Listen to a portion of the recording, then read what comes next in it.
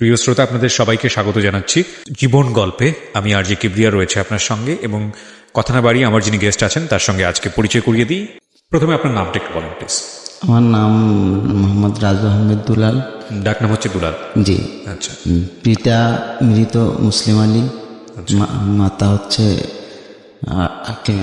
মৃত। জি। আপনার বর্তমানে বয়স কত?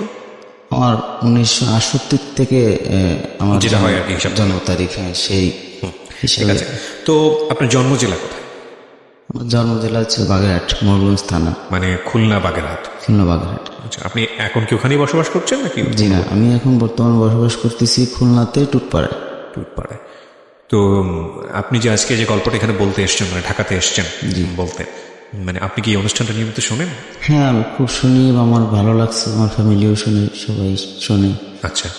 চিন্তা করছি যে আমিও যদি এরকম একটু নিজের কথাগুলো শেয়ার করতে পারতাম, নিজের কথাগুলো শেয়ার করতে পারতাম, তাহলে হয়তো একটু হালকা হতো। ঠিক আছে, শুনবো আপনার জীবন গল্প। আপনি একেবারে ছোটবেলা থেকে যেখান থেকে আজকে বলতে চান বলুন প্লিজ। হ্যাঁ, আমার জন্ম 68 থেকে। আমরা 5 ভাই 3 বোন, আমি সবার ছোট। আচ্ছা। সকলেরই ছোট আমি। তো একটা সময় আমাদের ফ্যামিলি খুব দাপটের সাথে চলতো। আমার দাদা যখন বেঁচে ছিল, আমি আব্বার কাছে শুনেছি গল্পগুলো। তখন আমার আব্বা গায়ে খাটতো না। চাচারা, বাপ চাচারা 3 ভাই, আমার আব্বা হচ্ছে মেজ। তা আমি তখন থেকে আব্বা বেশ গান টান গায়ে বেড়াতো বিভিন্ন জায়গায়। ওনার খুব গান পছন্দ ছিল। ওই সময় আপনার আসলো সামনে 71। আচ্ছা, 71 সালে আপনার বয়স তো বেশি না, মানে আপনি যদি 65 জন্মগ্রহণ করে থাকেন। তখন আমার 3 বছর কি 3.5 বছর বয়স। তবে হ্যাঁ, আপনি প্রশ্ন করতে পারেন যে আমাকে, যে আপনার ওই সময়টার কথা আমার কি করে মনে থাকে। আসলে ঘটনা হচ্ছে কি, কষ্টের বা দাগ জাতীয় কোনো ব্যথা বা কোনো জিনিস, এগুলো খুবই ভোলে না, এবং এটা খুব ছোটবেলার থেকেই ব্রেনে লেগে যায়। তো আমার ওই সময়কার কিছু কিছু কথা খুব মনে পড়ে, যে আমার আব্বার কাছ থেকে আমার চাচা জালিয়াতি করে আমাদের যে সয় সম্পত্তি ছিল ওগুলো নিয়ে নেয়। এক পর্যায়ে আমার আব্বা খুব গরিব হয়ে পড়ে, কিছুই থাকে না। তারপরে যে যুদ্ধ শেষ, ভাইরা যার যার ইনকামের জন্য বাইরে বেরিয়ে পড়লো। গ্রামের বাড়িতে আমি, আমার ইমিডিয়েটলি বড় একটা বোন, আর আমার আব্বা আম্মা। আচ্ছা। এই 4 জনই আমরা বাড়িতে থাকি যাই, আর সবাই যার যার ইনকামের জন্য বাইরে বেরোয় পড়ে। এখন আমার আম্মা আমার পড়াশোনার জন্য খুব তাগিদ দিত আব্বার কাছে। আচ্ছা। তা আব্বা তেমন একটা কিছু বলতো না। আর ছোটবেলাতে আমার একটু পড়াশোনার দিক থেকে খুব ইচ্ছে, যে সবাই পড়াশোনা করে, আমি কেন পড়াশোনা করতে পারতেছি না। রাইট। তো আমার আব্বার কাছে একবার জিজ্ঞেস করলাম, আব্বার কাছ থেকে কোনো সদ উত্তর পেলাম না। মার কাছেও জিজ্ঞেস করি যে মা, আমার স্কুলে দাও না কেন। তখন মা একদিন আমার ডাইকে বললো, হ্যাঁ তোর কালকের থেকে স্কুলে দেবো। আচ্ছা। তো একটা লোক দিয়ে মা তাল গাছ তো চিনেন? জি। তাল গাছ থেকে তালের পাতা কিনে, ওই পাতায় রং মাখায়, হলুদ মাখায়, ওর পরে অ আ সই এগুলো লিখে আমারে পাটিতে মুড়ায় স্কুলে পাঠায়। আচ্ছা। তো ওইভাবে আমি স্কুলে যাই, কিন্তু যা গায়ে কোনো জামা কাপড় নেই। কারণ ওই সময়টা এমনই অবস্থায় ছিল, আমার আব্বা আমারে জামা কিনে দেওয়ার মতো পরিস্থিতি ছিল না, বা আমার মাও যে জামা কাপড় কিনে দেবে এই পরিস্থিতি ছিল না। তা আমি ওইভাবেই খালি গায়ে জামা পরে স্কুলে যেতাম। যেতে যেতে মোটামুটি ক্লাস 3-তে যখন উঠলাম, তখন আমার ভাইরা তখন টাউনে থাকে। গ্রামে যখন ফিরে তখন খুব আনন্দ লাগে, ভাইরা বাড়িতে আসছে, বেশ ভালো সুন্দর সুন্দর জামা কাপড় পরে। আর টাউনের থেকে যখন গ্রামে বাড়িতে যায়, সবাই একটু আশ্চর্য হয়, অনেক ভিড় হয় লোকজন সেই সময়টা। আমারও খুব আনন্দ লাগতো, ভাই মনে হয় হয়তো আমার জন্য কিছু নিয়ে আসছে, বা মার জন্য আব্বার জন্য কিছু নিয়ে আসছে। আসলে জানতাম না যে তারা কি করত, এরকম কিছুই না। হতাশ আমি ওই আশা করেই বসে থাকতাম। 2 দিন 3 দিন 5 দিন থাকতো, থাইকে আবার চলে যেত। আপনার ভাইরা আবার চলে যেত। এইভাবে বেশ কিছুদিন চললো। চলার পরে এক পর্যায়ে সাংসারিক অভাবটা আরো ঘনীভূত হয়ে দেখা দিল। তখন আমার মা বলল কি আমি অন্তত এই দুটো বাচ্চার মুখে অন্তত কিছু দেওয়ার জন্য তো আমার কিছু করতে হবে। আর কাজবাজও তেমন নেই, আব্বা এই পরের বাড়িতে কিষাণ দিত। তা আমার মা করতো কি, আমার চাচা যে ছোট চাচা, চাচা একটু বড়লোক ছিল, তখন সরকারি চাকরি করতো অবদায়, সেই চাচার বাড়িতে কাজ করতো। সকালবেলা যেত আর খুব রাত করে বাড়ি ফিরতো। পা দিয়ে দেখিতে ধান বাইনি, এই ধান 1 মণ 1.5 মণ ধান বানতো। ধান বানলি ওই ধান চালের আগা কেটে যে খুদগুলা পেত, ওই খুদ নিয়ে আসতো, না রে ভাতের মান নিয়ে আসতো। এগুলো আমি তখন মোটামুটি আমি ভালো বুঝি। অনেক রাত হয়ে যেত, রাত হয়ে গেলে আর নিয়ে আসতো। নিয়ে আসার পরে ওই খাই দিয়ে যে ওইভাবেই অনেকদিন জীবনযাপন করতাম। আবার কোনোদিন মার কাজ থাকতো, কোনোদিন আব্বার কাজ থাকতো, এইভাবেই দিন যেত। কিন্তু কোনোদিন আমি ভালো একটা জামা বা ভালো একটা প্যান্ট, আমার মনে হয় 8 বছর 10 বছর হতে আমি কোনো সময় আমি পড়তে পারিনি। এইটা আমার ভাগ্য হয়নি। আমি ভাইদের কাছে শুধু বলতাম যে আমি পড়াশুনো করবো, আমার একটু পড়াশুনো করো। আমার আম্মাও বলতো যে আমার 5টা ছেলে, একটা ছেলেরও কোনো সার্টিফিকেট নাই, আমার ছোট ছেলেটারে মানুষ করব। তখন আমার 2 ভাই অলরেডি খুলনা পার হাউসে চাকরি করত। মাঝে মধ্যে আমার আব্বা টাউনে পাঠাতো, যে তখন আমি আসা যাওয়া করতে শিখছি, মোটামুটি ক্লাস 3-তে আসা যাওয়া করা শিখছি। আর ওখানে আমার মেজো বোনটাও ছিল, বড় বোনটাও ছিল। বড় বোন ছিল বয়রায়, আর মেজো বোনটা আমার ছিল খালিশপুরে। তো ওই খালিশপুর পার হাউসে। তো ওখানে ওরা কি করতো, মানে বড় বোন বা ছোট বোন কি বিয়ে হয়ে গেছে? হ্যাঁ, ওদের 2জনেরই বিয়ে হয়ে গেছিল। তখন আমার ওই 2 ভাই চাকরি করত। তো ওদের কাছে আব্বা পাঠাতো যে যা খুলনা যা, যে কিছু টাকা পয়সা বা চাইল টাইল যদি নিয়ে আসতে পারিস, বা আব্বা আসতো। এইভাবে কোনো দিন দিত, কোনো দিন দিত না। মানে আমার ভাবিরা খুব অত্যাচারী ছিল। ভাবিরা আমার এগুলো পছন্দ করতো না। তাহলেও ক্ষুধার যন্ত্রণা তো ভাবির কাছে খাইতে না পারলেও বোন কখনো ফালায় না ভাইরে। বোনের কাছে আসতাম। বোন তো পরের বউ, পরের ঘরের ভাত খায় সে ভগ্নিপতিও বা কতটুকু মাইনে নেবে তাদের সালাগে বা তার শ্বশুরবাড়ির যন্ত্রণা। তো অক্কর থেকে অনেক সময় লুকায় লুকায় আমার বোন টাকা পয়সা দিত, কিছু চলার মতো 20 টাকা 50 টাকা 100 টাকা এইভাবে দিত, যে এটা নিয়ে মার কাছে দিবি, আব্বার কাছে দিবি। কিছু খাবার দিত, খাইয়ে তাৎক্ষণিকভাবেই আবার তো দুলাভাই আসলে রাগারাগি করবে, তাৎক্ষণিকভাবেই আবার চলে যেত। বড় ভাই থাকতো বয়রাতে, তার কাছেও যাইতাম তো ভাই বা মা আব্বা বাড়ির থেকে পাঠাইছে কিছু চাল কিনে দিতে। আমি কোথায় পাবো চাই, আমি নিজে চলতে পারতেছি না, আমি দিতে পারবো না। তো এইভাবে আমি বোন যেটুকু দিল ওইটুকু নিয়ে বাড়িতে চলে গেলাম। আবার এইভাবে বাড়িতে চলে গিয়ে আবার ওইরকম 10 দিন 15 দিন ওইভাবে চলতে 100 টাকা দিই। চলার পরে আবার সেই ফিরে আসা দিন না খায় থাকে। তা আমি তো ছোট ছিলাম, আমার ইমিডিয়েট বোনটাও ছোট ছিল। আসলে ক্ষুধার যন্ত্রণাটা কি, যে সে যে আমার মতো ক্ষুধার্ত ছিল, সে না হলে বুঝতে পারবে না। তখন ওই সারাদিন, আর ছোটবেলা আমি একটু দুরন্ত ছিলাম, খেলাধুলাটা পছন্দ করতাম, গান গাওয়া পছন্দ করতাম। তো ওই সময় আমার কাছে একদিন বলি যে তুমি আমার এত রাগারাগি করো, আমি একদিন পলায় চলে যাব। তো কোথায় যাবি, যা, যেখানে খুশি সেখানে, এত যন্ত্রণা ভালো লাগে না। মাথায় এটা কখনো মন দিয়ে বলতো না, কষ্টের ছুটে বলতো। তখন ওই এক পর্যায়ে রাত দিন চলে যেত, রাত আসতো, দিনে এদিক সেদিক করে খেলাধুলো করে কাটিয়ে দিতাম। কিন্তু রাত্রে যখন রাতি হতো তখন পেটের খিদা তা আরও জোরদার হতো। তো আমাদের আশেপাশের যারা, তারা সবাই প্রতিবেশী যারা, সবাই মোটামুটি তারা ভালো। আমাদের বাড়ির ভিতরে আমরা একটু না, আমি খুব ভালোভাবে দরিদ্র যারা, আমরা 5 দিন 7 দিন 8 দিন 10 দিনও না খাই থাকতাম। তো এমন একটা দিন গেছে, আমার চাচা সে অবদা চাকরি করতো, ওইখানে চাকরিতে বেতন পাইলে শেষ বেতন পাইয়ে উনি বাজার টাজার করে নিয়ে বাড়ি আসতো। তো আমাদের ঘরটা সামনাসামনি ছিল গ্রামের বাড়ি। তো আমার চাচা বাজারের থেকে বড় বড় ইলিশ মাছ কিনে নিয়ে আসতো, ভালো ভালো বাজার কাট করে নিয়ে আসতো। তো রান্না বাড়ি করে ছেলে মেয়েদের নিয়ে খাতো। তো অনেক সময় ছোট তো তখন বুঝতাম না, অনেক সময় ওই বারান্দায় এসে বসতাম, মারে কথা, মামা দেখো ছোট কাকা ওই ইলিশ মাছ নিয়ে এসে রান্নাঘরে রাঁধতেছে।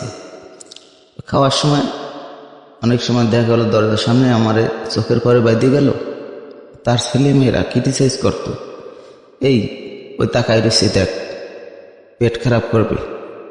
কোনো সময় বলতো না যে আমার চাচাই, কোনো সময় বলতো না যে আমার ওটা তো আমার রক্ত, আমার ভাইপো, ওরে ডাইকে একবেলা খাওয়াইতে বা ওরে ডাইকে একটু ভালো মন্দ খাওয়া, কখনো বলতো না। খুব কষ্ট লাগতো মনে মনে। আর মা ওই টানি নিয়ে ঘরের মধ্যে যেত, বলতো যে একদিন বড় হয়ে কামাই করে তারপর ভালো ভালো মাছ তরকারি খাইস, পরেরটা নিয়ে গল্প করার দরকার নাই। আর আমার ওই চাচিটাও একটু ঝগড়াইটি টাইপের ছিল, মার সাথে খুব ঝগড়া বিপদ করতো। আর আমার মা অথচ আমাদের গ্রামের মধ্যে কেউ বলতে পারবে না আমার মা খারাপ ছিল, কোনো উত্তর দিত না, শুধু কাঁদতো।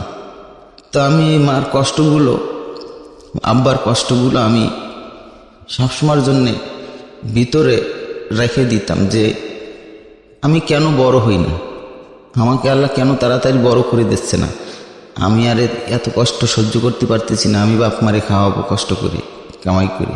আপনার মনের মধ্যে একটা তাড়না তৈরি হতো যে কবে আপনি বড় হবেন এবং আপনি বাবা মাকে কিছু করে খাওয়াবেন। এই চিন্তাটাই করতাম যে আমি আমার আব্বা মার কষ্ট আর সহ্য করতে পারতেছি না। তাদের বয়স আস্তে আস্তে বাড়তে লাগলো এবং তাদের শরীরে শারীরিক শক্তিও কমে যেতে লাগলো। তখন আমি শুধু মনকে বলতাম যে আমি হয়তো একদিন পড়াশোনা না করলেও আমি গায়ে খাইটা হলেও আমি আমার মা বাপকে কোনোদিন কষ্ট দেব না।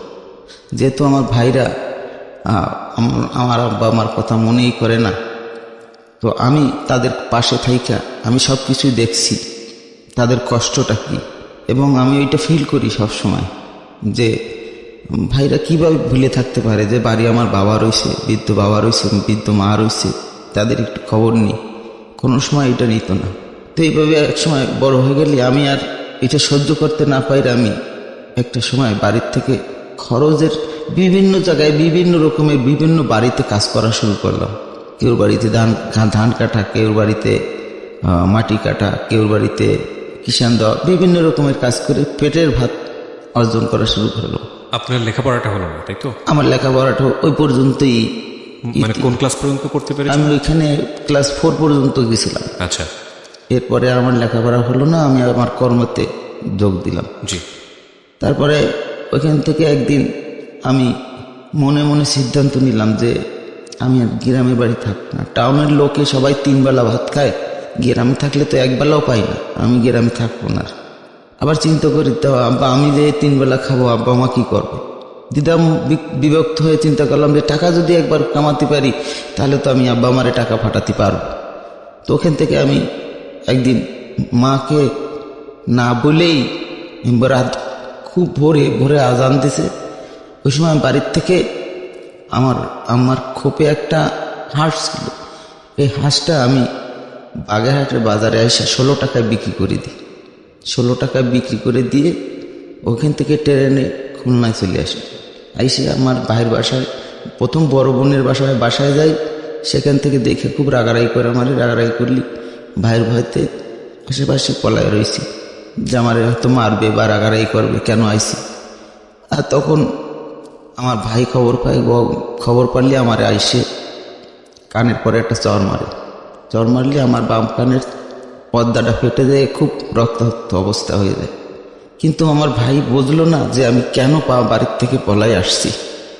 আমি চরটাকে হজম করে কান্তি আমার অন্যদিকে হেঁটে গেলাম। জিজ্ঞাসা করেনি যে কেন আসলি। ওই দিনকেরা গেল, পরের দিনকেরা আমার বড় বোন খুলনা বয়রা রায়ের মহল এক ভদ্রলোকের বাড়িতে আমার গরু রাখাল হিসাবে আমাকে ওইখানে রেখে দেয়। আমি ওইখানে রাখালের চাকরি নিই। আর ওই বাড়ির বড় ছেলে আমাকে বলে যে ওরা পড়াশোনা করে তখন আমি ওই ওদের কাছে যে বসতাম রাত্রি। তা ওই বড় ছেলেটা আমার ব্যাপারটা একটু বুঝতে পারে বলছে কি তুমি কি পড়বা? আমি বললাম কি ভাইয়া, হ্যাঁ আমার তুমি যদি পড়াও তাহলে আমি রাত্রে পড়বো। তো ওই দিনে গরু রাখতাম, রাত্রে ওই ছেলেটা আমার পড়াত। এইভাবে অনেক দিন গেল।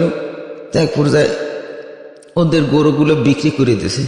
বিক্রি করে দিলে একটা গাভী গরু রাখছে, তো একটা গাভী গরুর জন্য তো একটা লোক রাখা যাবে না। সেখান থেকে আবার বাড়িতে চলে যাই।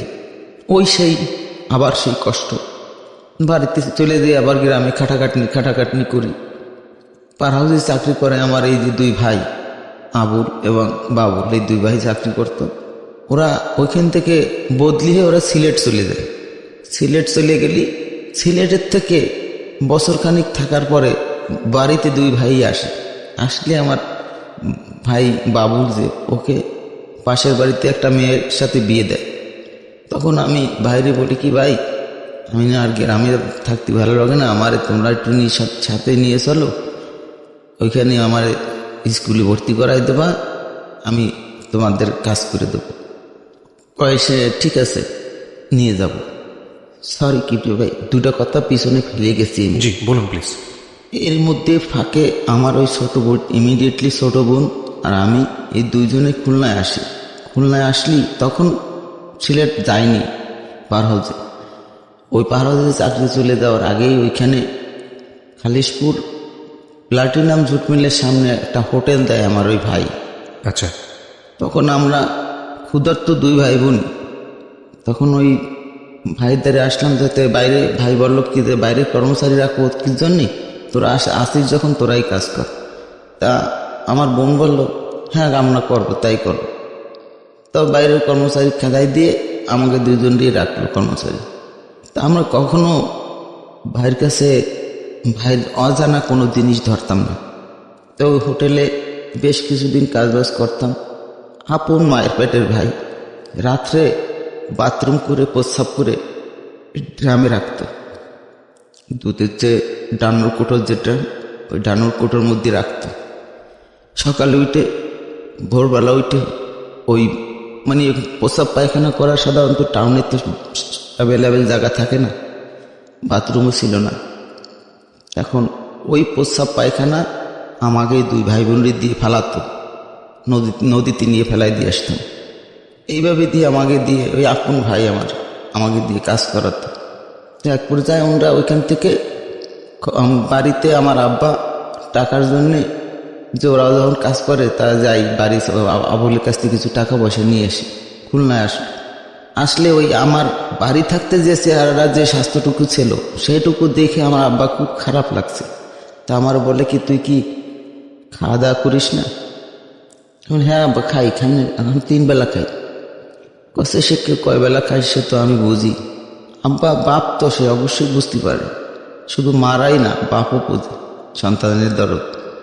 তো সকালবেলা পরোটা ভাজতেছিল, পরোটা ভাজলি আব্বা একটা বলে কি ওই কারিগরে বললো কি যে আমার একটা পরোটা দামি খাবো। আসলে পরোটাটা আমার জন্য চাইছে। পরোটাটা নিয়ে হাতের মধ্যে মুঠ করে নিয়ে ইশারায় ডাক দিয়ে পরোটাটা আমার হাতে দিয়েছে, তাড়াতাড়ি খাই নে, আবুল দেখে না জানে, দেখলে কিন্তু মারবে না, আমারও বেশি কথা কবে না, তোরেও মারবে না। তাই পরোটাটা আমি গালের মধ্যে দিয়েছি মুচড়ায়। সত্যি সত্যি বাব্বা যাই বললো তাই হলো। দেখে ফেলালো, দেখে দৌড়ে যায় আমার ওই ভাই 2টা আঙ্গুল আমার গালের মধ্যে ঢুকোই দিয়ে পরোটাটা টাইনে বাইর করে ফেলালো। তোর চুরি করে খাইস, ওই যে নেই নিজের লোক আনতি নেই, এই ওই পরোটাটা আমার গালের দিতে বাইর করে নিয়ে গেল। তা আমি আল্লাহর কাছে বললাম যে আল্লাহ আমাকে তুমি এমন একটা দিন দাও যে দিন এরকম হাজার পরোটা আমি এই ভাইদের সামনে দিতে পারি। আব্বার একটু বেশি কথা বললো, আব্বার কোনো কথা বললো না। ওই কর্মচারী ছেলেটা একটা ছেলে ছিল যে কারিগর পরোটা ভাজত, ওই বললো ভাই থামেন, আপনার বাপ তো। ওরও দাবর দিয়ে উঠলো চুপ কর, ব্যবসা নিয়ে কোনো কথা নেই। যাক ভাগ্যের কি পরিহাস, আব্বা আমাদেরকে নিয়ে বাড়িতে চলে গেল। ওরা ওখান থেকে হোটেল বন্ধ করে নিয়ে ওরা সিলেটে চলে গেল। সিলেটে যেয়ে পরবর্তীতে ওই চাকরি আবার ফিরে পায়। ফিরে পালি কিছুদিন পরে আবার গ্রামের বাড়িতে ছুটিতে চলে আসে। আমি পিছনের ওই সমস্ত কিছুই মনে রাখিনি। আমি ভাইয়ের কাছে আবদার করি যে ভাই আমার একটা জামা কিনে দাও, একটা লুঙ্গি কিনে দাও, আমি আরবি পড়তে পারতেছি না, লোকজনে গেলে খেপাই স্কুলে। দেবানি দেবানি পর্যন্ত ওই শেষ। আমার তখন 8-9 বছর বয়স হয়ে গেছে অলরেডি। এখন হাফ প্যান্ট পরি, তাও বোনরা তাদের ছেলে পেলের পুরনো ফেলানো যে সমস্ত কাপড় চোপড় সেইগুলা। আমি বাবার কাছ থেকে কোনোদিন নতুন কাপড় কিনতে পাইনি, আর ভাইদের কাছ থেকেও না। আমি কোনোদিন নতুন কাপড় যতদিন নিজে ইনকাম করে না পড়তে পারছি ততদিন আমি কোনো নতুন কাপড় চোপড় পরতে পারিনি। এমনও দিন গেছে টাউনে আসলেই বোনরা তার ফ্যামিলি সহ স্কুলে সিনেমা দেখতে যেত। আমি যদি একটু আবদার করতাম পাজানিতে ফেলায় রেখে নিয়ে যেত, সিটেও বসতে দিত না। এই সমস্ত কথাগুলো আমি সব মনের মধ্যে ধরে রাখছি। তো একটা সময় ওই ভাইরে বললাম যে আমারে নিয়ে চলো, এত যন্ত্রণার সহ্য হয় না। মারে বললাম কি আমি সিলেট যাব, আমারে ওরা সত্যি সত্যি স্কুলে ভর্তি করাই দেবে এই কথা বলে সিলেট নিয়ে যায়। আমার ওইখানে 8 জন ইঞ্জিনিয়ার আছে, ওদের ভাত রান্দার চাকরি দেয়। তার মধ্যে একজন ইঞ্জিনিয়ারের বাড়ি হচ্ছে কাজ দিয়ে, আমাদের ফকিরহাট, খুলনা ফকিরহাট কাজ দিয়ে। আর একজন রামপুরের নাম হচ্ছে জাফর সাহেব ছিলেন। তো জাফর সাহেব আমার একদিন জিজ্ঞেস করে যে দুলাল তুই কি পড়াশোনা জানিস? আমি বললাম ভাই এরকম ঘটনা, আমি রাত্রে পড়াশোনা করে 7 পর্যন্ত পড়েছিলাম, তারপরে আর পড়তে পারিনি। ভাই নিয়ে এসেছিল স্কুলে ভর্তি করাই দেবে, তা তুই যে আপনাদের স্কুলে ভর্তি করাই দিয়েছে। ওই কথা শুনে জাফর সাহেব খুব রাগারাগি করে। রামপুরা টিভি সেন্টারের পাশেই ওনার বাড়ি।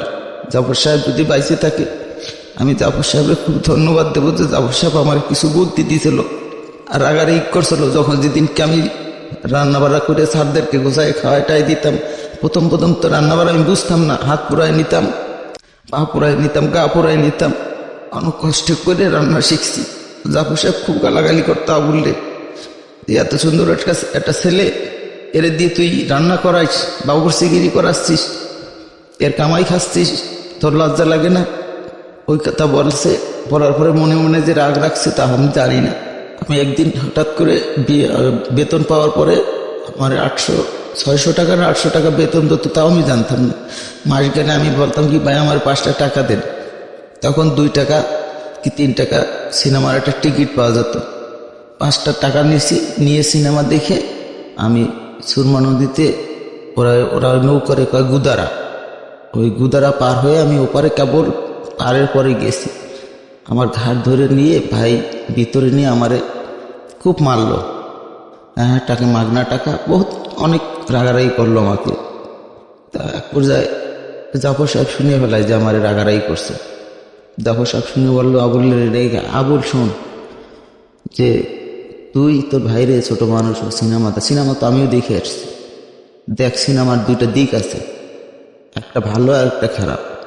তুই তো মূর্খ, তুই সিনেমার ভালো মন্দ কি বুঝবি? আমার বললো জাফর সাহেব যে দুলাল বলতো তুই সিনেমাটার ভালো কি বুঝলি? আমি বললাম স্যার সিনেমার লালুগুলো সিনেমার কাহিনীর সাথে আমার জীবনের কাহিনী অনেকটাই মিল আছে, তাই আমার ভালো লাগছে। তখন ওনারে আমার ভাইরে খুব রাগারাগি করলো জাফর সাহেব, দেখ তোর ভাই ভালোটার দিক দেখছে না খারাপ দিক দেখছে, নাচানাচি ড্যান্সের কথা তো বললো না, সে তার জীবন কাহিনীর কথাই বললো। তুই ওর বাচ্চারে কেন নিয়ে আসছিস? তুই যদি ওর ভালোই চাইতিস তাহলে ওর স্কুলে ভর্তি করার কথা কই নিয়ে এসেছিস, ভর্তি করাই দিতিস কেন বাবুর্চির কাজে লাগাই দিলি? তখন আমার স্যার বললো কি দুলাল তুমি এখন থেকে বিকেলে 2 ঘন্টা করে কাজ শিখবা। আমি বললাম স্যার কি কাজ শিখবা? হচ্ছে কি ওয়ার্লিংয়ের কাজ শিখবা। আমি স্যার ঠিক আছে। তখন আমার ওই 2 ঘন্টা করে স্যার, ওরা ব্যক্তিগতভাবে আমার 2 ঘন্টা করে ছাড় দিত। ছাড় দিলে আমি ওই 2 ঘন্টা যেয়ে কাজ শিখতাম। 2 ঘন্টা যেয়ে ওই একজন ওয়েল্ডারের হেল্পারই করতাম, সব কিছু আগে গুছাই দিতাম। করার পরে একদিন একটা সময় ওরা বেশ কিছু পয়সা কুটি গুছাই ফেলাইছে, ইতিমধ্যেই গুছাই ফেলালি। কথায় আছে না যে পকেটে নতুন কিছু পয়সা হলি অনেকে শরীর গরম হয়ে যায়, তা আমার 2 ভাইয়ের অবস্থা তাই হয়েছিল। কিছু পয়সা করে পাইছে, চাকরি ছেড়ে দিয়ে তারা বাড়ি চলে আসবে, বাড়ি দিয়ে জমি জমা কিনবে, কিনে গরু কিনবে, ধান লাগাবে জমিতে, এইভাবে চল। আমি বাইরে বললাম কি যে ভাইয়া এই কটা পয়সা না, তোমরা এইভাবে যাইও না চাকরি ছেড়ে। কয় না তুইও চল, আর চাকরি করা লাগবে না। আমি বললাম না আমি যাবো না, আমি গেলে তোমরা তোমার খাতিতে বানানো, তুই এত দূর থাকবি একলা। আমি বললাম হ্যাঁ, আমি যদি মরেও যাই, তোমরা যদি খবর নাও পাও, আমার লাশ পৌঁছেই যাবে, সেরকম লোক আছে এখানে, আমার তারা ভালোবাসে, তোমরা ভালো না বাসলে হবে কি। তখন ওরা দুই ভাই যখন ওই সুরমা নদী পার হয়ে ওপারে যাচ্ছিল, আমি নদীর পাড়ে বসে বসে শুধু বুক ভরা কান্না ছাড়া আর কিছুই ছিল না, যে আমার আপন দুই ভাই আমার এইটুক বয়সে আমার একলা ফারায় রেখে এবার কিভাবে চলে যাচ্ছে। আমরা আরেকটা বিরতি নেব প্রিয় শ্রোতা, ছোট্ট একটা বিরতি। আজকের এই গল্প হচ্ছে নন ইন্টারাপ্ট স্টোরি, মানে কোনো প্রশ্ন নেই, শুধু শুনে যাওয়া এবং শুনে যাওয়া।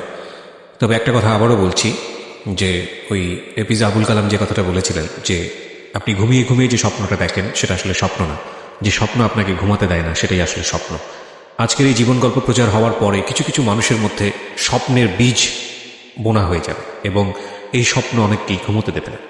আমি একটা জিনিস বিশ্বাস করি, অন্তর থেকে বিশ্বাস করি, যে এই জীবন গল্প যেটা আমি প্রায় 6-7 বছর ধরে করছি, দুটো রেডিওই বলা চলে, এর আগে অন্য একটা রেডিওতে ছিলাম, আজকে বাংলাদেশের সবচেয়ে বড় নেটওয়ার্ক যে রেডিও সেখানে আমি আছি। আমি এটা মন থেকে বিশ্বাস করি। আমি যে ধরনের মানুষদেরকে নিয়ে কাজ করেছি, একেবারে প্রান্তিক পর্যায়ের মানুষ, যাদের আসলে মিডিয়াতে গণমাধ্যমে তারা আসলে কখনোই তাদের ভয়েসটা রেজ করতে পারেন না, কথা বলতে পারেন না, এইসব মানুষদের নিয়ে আমি কাজ করেছি।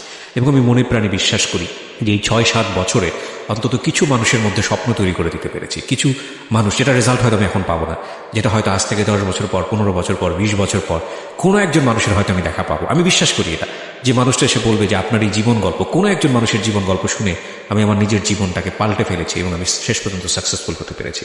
তো আজকের তারিখটা আপনি লিখে রাখেন, আজকের দিনটা আপনি লিখে রাখেন, আজকের সময়টা আপনি লিখে রাখেন।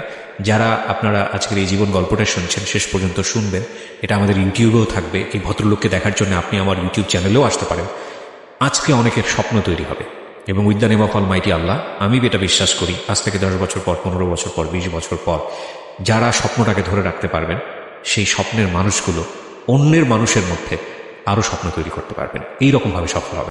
দুলাল ভাই, আমরা যেখানটায় ছিলাম শুধুমাত্র পেটের দায়ে, যাতে 2 বেলা ঠিক মতো খেতে পারেন, এবং আপনার ভাইদের আপনি বিশ্বাস করতে পারছিলেন না, যেটা আপনার ক্ষেত্রে করা হয়েছে, সেই জন্যে আপনি সিলেটে থেকে গেলেন এবং আপনি তখনও জানেন না আপনি কি করবেন। আমি একটু জানতে চাই, তখন আপনার আনুমানিক বয়স কত যখন আপনি সিলেটে একা একা থেকে গেলেন? তখন অলরেডি আমার 17 বছর বয়স হয়ে। 17 বছর, মানে মোটামুটি বুদ্ধিসম্পন্ন এবং নিজের ভালো মন্দ বোঝার বয়স। জি বলুন, তারপর কি করলেন? আমি জেদটাকে খুব কাজে লাগালাম যে না, আমি ওদেরকে বুঝিয়ে দেব সেটা ন্যায় পথে জেদ করলি সে কত দূর যাইতে পারে। তখন আমি তাদেরকে হাত নাড়িয়ে বললাম, ভাই আমি 6 মাসের মধ্যে আপনাদেরকে জানাই দেব চিঠি লিখে যে আমি ঠিকই একজন ওয়েল্ডার হয়েছি এবং আমি সক্ষম কাজ শিখতে। এই ওয়েল্ডার বলতে আসলে কি ধরনের ওয়েল্ডিং? ওয়েল্ডার বলতে হচ্ছে আপনার বড় বড় জাহাজ তৈরি করতে যে ওয়েল্ডিং হয়, আচ্ছা, ওয়েল্ডিং। আর আমরা ওইখানে কাজ করতাম যে ওই আপনার সিমেন্ট কোম্পানির ভিতরে যে সিমেন্টটা তৈরি হতো, ওই সিমেন্টের ক্লিংকার ভাজতো, যেটার পরে যেটা ভাজা হতো ওটার সেল বলে, বড় সেল, ওই সেলগুলো ঝেলে ঝেলে জয়েন করতাম। ওইটা আমি তখন কাজ করতাম ইন্ডিয়ান হাইটেক্স কোম্পানির সাথে। আচ্ছা, তো আমি ধারাবাহিকভাবে শুনতে চাই, আপনি প্রতিজ্ঞা করলেন 6 মাসের মধ্যে যেভাবে হোক ওয়েল্ডার হয়ে আপনি আপনার ভাইদেরকে জানাব। তারপর 6 মাসের মাথায় আমাকে একটা পরীক্ষা নিল, ঢাকা খালেক সাহেবের একটা কোম্পানি ছিল, ওইখানে মনে আছে, ওইটা ওই হাইটেক্স কোম্পানির। আচ্ছা, হাইটেক্স কোম্পানির আমাদের এখানে অন্তত 7-8টা ছেলে পরীক্ষা দেবে, তার মধ্যে আমার নামটাও দিল। সবাই আমরা পরীক্ষা দিয়ে ওই এক একখান সেল পরীক্ষা দিয়ে পাঠায় দিলাম। ওইটা ঢাকায় আসবে, ঢাকায় এসে এক্সরে হবে ভিতরে কোনো ছিদ্র আছে কিনা, ওয়েল্ডিং করার পরে ছিদ্র আছে কিনা। আর আমাদের পরীক্ষাটা নিয়ে হচ্ছে ওয়েল্ডিং এর নাম কয়টা এবং কি কি। তা আমি পরীক্ষায় পাশ করলাম। খুব আনন্দের সাথে আমি একটা চিঠি লিখি মার কাছে, আব্বার কাছে, যে মা আমি এরকম পাশ করেছি, এখন আমার কোম্পানির তরফ থেকে আমার কুয়েত পাঠাতে যাচ্ছে। তা ভাই আব্বার কাছে বলেন যে আমার কিছু টাকা যেভাবে ম্যানেজ করে দিতি। তখন 1 লাখ, 1.25 লাখ কি 1.5 লাখ টাকা হলে কুয়েত যাওয়া যায়। কুয়েতে কেন যেতে হবে? কুয়েতে ওই সময় ওয়েল্ডিং এর কাজের খুব মূল্য এবং টাকা বেশি পাওয়া যেত গ্রাম আমার বাংলাদেশের চাইতে। একটা শখ জাগলো যে বিদেশে যাব, বিদেশে যেয়ে টাকা ইনকাম করবো। আচ্ছা, এই জন্য একটা চিন্তা ভাবনা করলাম। মানে আপনি নিজে থেকে যেতে চাচ্ছেন? হ্যাঁ, নিজে থেকেই আমি কোম্পানিকে জানালাম, কোম্পানির তরফ থেকে পাঠাচ্ছে। আচ্ছা, তো কোম্পানির লাভ কি? কোম্পানির অনেক মনে করেন ওদের একটা নাম হলো যে এই কোম্পানির থেকে এরকম ভালো ভালো ছেলেরা কুয়েতে যায়, বিদেশে যায়। হ্যাঁ, কোম্পানির নাম হলো। আচ্ছা, তো সেই হিসাবে কোম্পানির তরফ থেকে ওরা 1.5 লাখ টাকা চাইলো, যে 1.5 লাখ টাকা দিলে আমরা যে কয়জন যাইতে চাও পাঠাই দেবো। আচ্ছা, আমি ভাইদের কাছে জানালাম, চিঠি লিখে আব্বার কাছে জানালাম, কেউ কোনো সাড়া দিল না। শেষ পর্যন্ত বললাম যে আমি আব্বার যে আমি 5 বার থেকে যে আমি একটু সম্পত্তি পাবো সেইটুক না হয় বিক্রি করে দিয়ে আমার টাকা দেন, আমি যাই। তাও দিল না। শেষ পর্যন্ত কি আর করা, ওই কোম্পানিতেই থেকে যাওয়া। ওখানে কাম শুরু করলাম এবং কাজ করতেছি, রেগুলারলি করতেছি। কাজ করতে করতে একসময় কাজ কোম্পানির শেষ। এখন বললো যে ইন্ডিয়ান যে কোম্পানিটা ছিল, ইন্ডিয়ান কোম্পানিটা ওরা বললো চলে যাবে। আর খালেক সাহেবের কোম্পানি তিতাসে গ্যাস লাইনের কাজ চলতেছে, উনি টাঙ্গাইলে কাজ নিয়ে আসলো। তা ওইখানে টাঙ্গাইলে গ্যাসের লাইন করলো, আর ব্রাহ্মণবাড়িয়ার থেকে টাঙ্গাইল একটা রোডের গ্যাস লাইনের কাজ শুরু করলো। তো এখন ওইখানে একটা গ্রুপ নিয়ে এসে এখন আমাদের একটু বয়স কম, আমাদের এই ফ্যাক্টরিতেই রেখে আসছে এবং আমরা ফ্যাক্টরিতে পার্মানেন্টভাবে চাকরি করার জন্য দরখাস্ত দিলাম। তার দরখাস্ততে আমার একসময় পরীক্ষা নিল, অনেক ছেলেপেলারা দিয়েছে, প্রায় 200-250 ছেলেপেলারা, স্থানীয় ছেলেপেলারা, ওরা সব পরীক্ষা দিল। পরীক্ষায় পাশ করতে পারলো না, আমিও পারলাম না, আমার চাকরি আর হলো না। এখন কি করব? এক পর্যায়ে ওইখানে যেটুকু আমি পড়াশোনা শিখেছি মোটামুটি, রাত্রে পড়াশোনা করতে করতে এক পর্যায়ে ওইখানে আমার একটা মেয়ে খুব হেল্প করছিল। আমি যেখানে ছিলাম ওইখানে গেস্ট হাউসে একটা মেয়ে, ওদের বাড়িতে, ওদের বাড়িটা হয়েছে যে আপনার মৌলভীপাড়া, সিলেট মৌলভীপাড়া। ওর বড় ভাই চাকরি করতো সিলেটের এই সাতক সিমেন্ট ফ্যাক্টরিতে। তো ওই মেয়েটা আমারে দেখে মোটামুটি ও আমাকে হেল্প করলো যে আমার রাত্রে ও পড়াতো। তো এক পর্যায়ে ও যে আমারে মনের থেকেই ভালোবাসতো এবং পড়াতো সেটা আমি জানতাম। আমি শুধু জানতাম যে আমার পড়াচ্ছে, আর ওরা অনেক বড় লোক।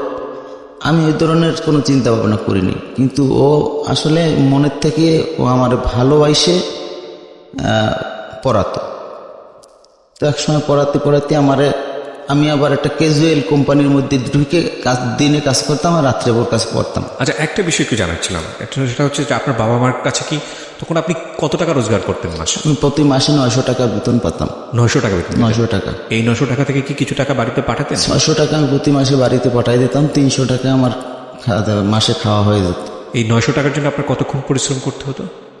আমি কোনো মাসে 900 টাকা পেতাম, কোনো মাসে ওভারটাইম করলে আবার বেশি পেতাম, 1000 টাকা 1200 টাকা এরকম পেতাম। আমি 300 টাকা রাখি মোটামুটি সব টাকা আমি আব্বার নামে পাঠাই দিতাম। আচ্ছা, কিন্তু এই দিকের থেকে আবার আব্বার নামে টাকা পাঠাই দিলে, আব্বা তো তখন বয়স্ক লোক। জি। ওই যে 2 ভাই বাড়ির থেকে গেছে, ওর মধ্যে যেটা আবুল করে নাম, ও তার কাছ থেকে ব্ল্যাক মানি করে নিয়ে নিত টাকাগুলো, যে আব্বা দাও জমি জমা রাখিয়ে দিয়ে।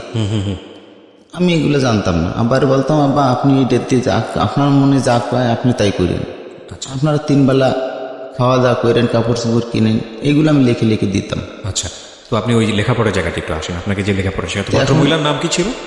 ওই মেয়েটার নাম ছিল রাজিয়া। রাজিয়া। আমি ওরা রেজু বলেই ডাকতাম। আচ্ছা, তো এক সময় উনি আসলে কে ছিল? ওনার সাথে পরিচয় হলো কিভাবে? পরিচয় হলো, আমরা ওই ফ্যাক্টরিতে কাজ করতাম, তো ওই ফ্যাক্টরি একটা পার্সোনাল স্কুল ছিল। তো ওই স্কুলে ওরা মানে যে টাইমটা আমাদের ডিউটি পড়তো, ওদের স্কুলের টাইমটা ওই একই টাইমে পড়তো। আচ্ছা। তা যা আসতেই দেখতো যে এত সুন্দর ফুটফুটেটা ছেলে, সে এরকম শ্রমিকের কাজ করতেছে। ওই দেখে এক পর্যায়ে অনেকদিন দেখা সাক্ষাতে একদিন আমার হঠাৎ জিজ্ঞেস করেই বসে যে আপনি কি পড়াশোনা জানেন? আচ্ছা। তা আমি বললাম, না আমি পড়াশোনা করেছি এই পর্যন্ত, আমি আর পড়তে পারিনি। তখন আমাকে প্রশ্ন করলো, আপনি কি পড়বেন? পড়াতে আমি যদি পড়াই আপনাকে? তা বললো যে হ্যাঁ ঠিক আছে আমি পড়বো। তখন উনি সময়টা দিল হচ্ছে আমার, যে আপনি রাত 8টার সময় আসবেন, 9টা কি 10টা 10:30টার দিকে চলে যাবে। কোথায় যাবেন আপনি? ওদের বাসায়, পাশেই আমাদের ব্রাক। মেয়েটা কোন ক্লাসে পড়তো ওই সময়? ওই সময় মেয়েটা ক্লাস 8-এ পড়ে। তো আপনারই বয়স, মানে ওই মেয়েটার সমবয়সী বলে, সমবয়সী, বা দুই এক বছরের হেরফের আর কি। তো ওর বাসাতে গেলে একটু প্রবলেম হবে না ওর বাড়িতে? না, আসলে কি, সিলেটে খুলনার মানুষ দেখলি বা ঢাকার মানুষ দেখলি, যশোরের মানুষ দেখলি, ওরা খুব ভালোবাসে। ওদের ভাষাটা সুন্দর না, আমাদের ভাষাটা যেরকম সুন্দর, আমরা সুন্দর করে কথা বলি, ওদের ভাষা সুন্দর না। ওরা আমাদের ভাষা শুনে ওরা মুগ্ধ হতো। সেই হিসাবে মোটামুটি আমারে দেখলে ওখানে অনেক মেয়েরাই মোটামুটি আমার প্রতি এটা দুর্বলতা প্রকাশ করতো, কিন্তু আমি ব্যাপারটা বুঝতাম না। তখন ওই মেয়েটা ওই রাজি আমার ডাইকে নিয়ে ওর ভাবির কাছে বললো কি, ভাবি ওরে আমি, ও এরকম অসহায় এবং পড়াশোনা করার খরচ চালাতে পারে না, তো ওরে আমি আমার পুরনো বই দিয়ে পড়াবো। আচ্ছা। তোর ভাবি বললো কি, হ্যাঁ তুই যদি পারো পড়াও, অসুবিধে কি, একটা মানুষ পড়াশোনা শিখলো। তা আমি ওই প্রতিদিন রাত্রে 2 ঘন্টা আমি সময় দিতাম ওখানে পড়াশোনা করতে করতে। মোটামুটি আমাদের নাইট স্কুলে ম্যাট্রিক পরীক্ষা দেওয়া। বাহ।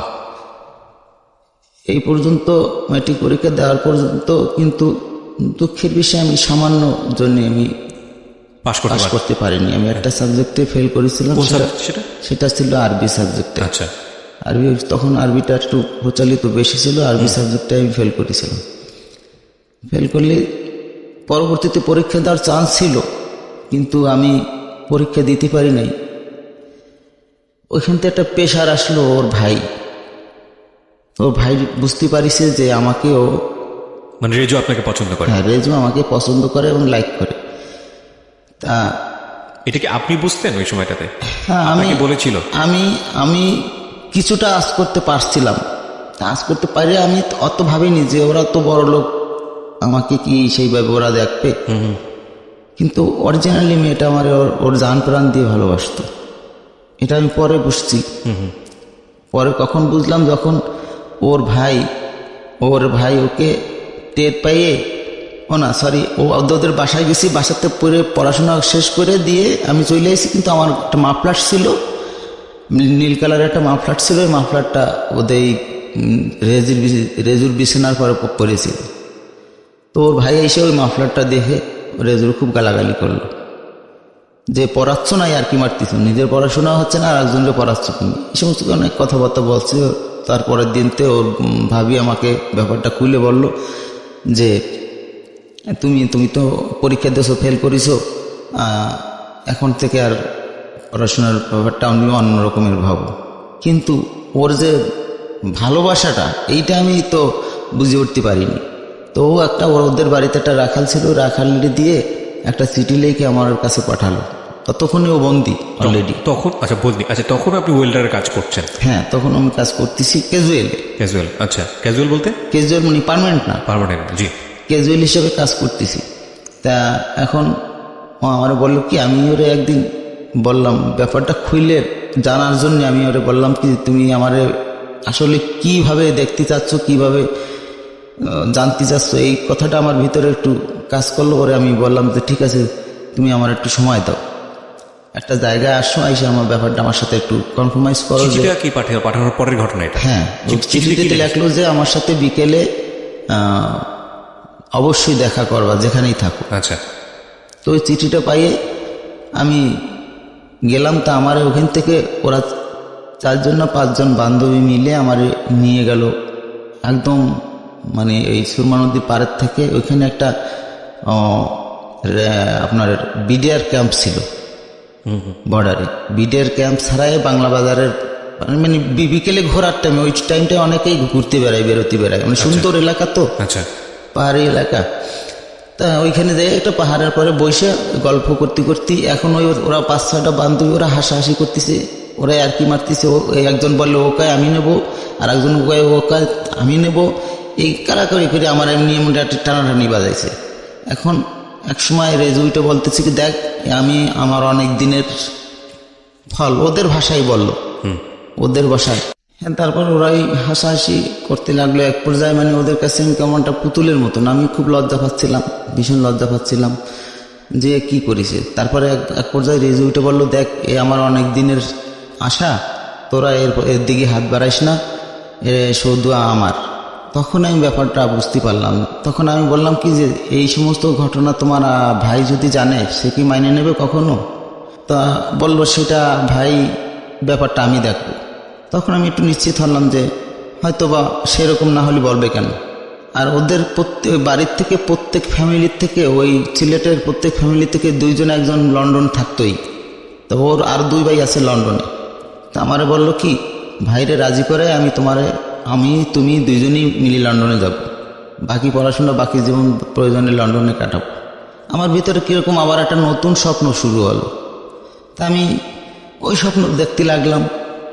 এক পর্যায়ে ওই বান্ধবীদেরকে নিয়ে গেছিল, বান্ধবীর মাধ্যমে ওই ব্যাপারটা সরাসরি হয়ে যায়।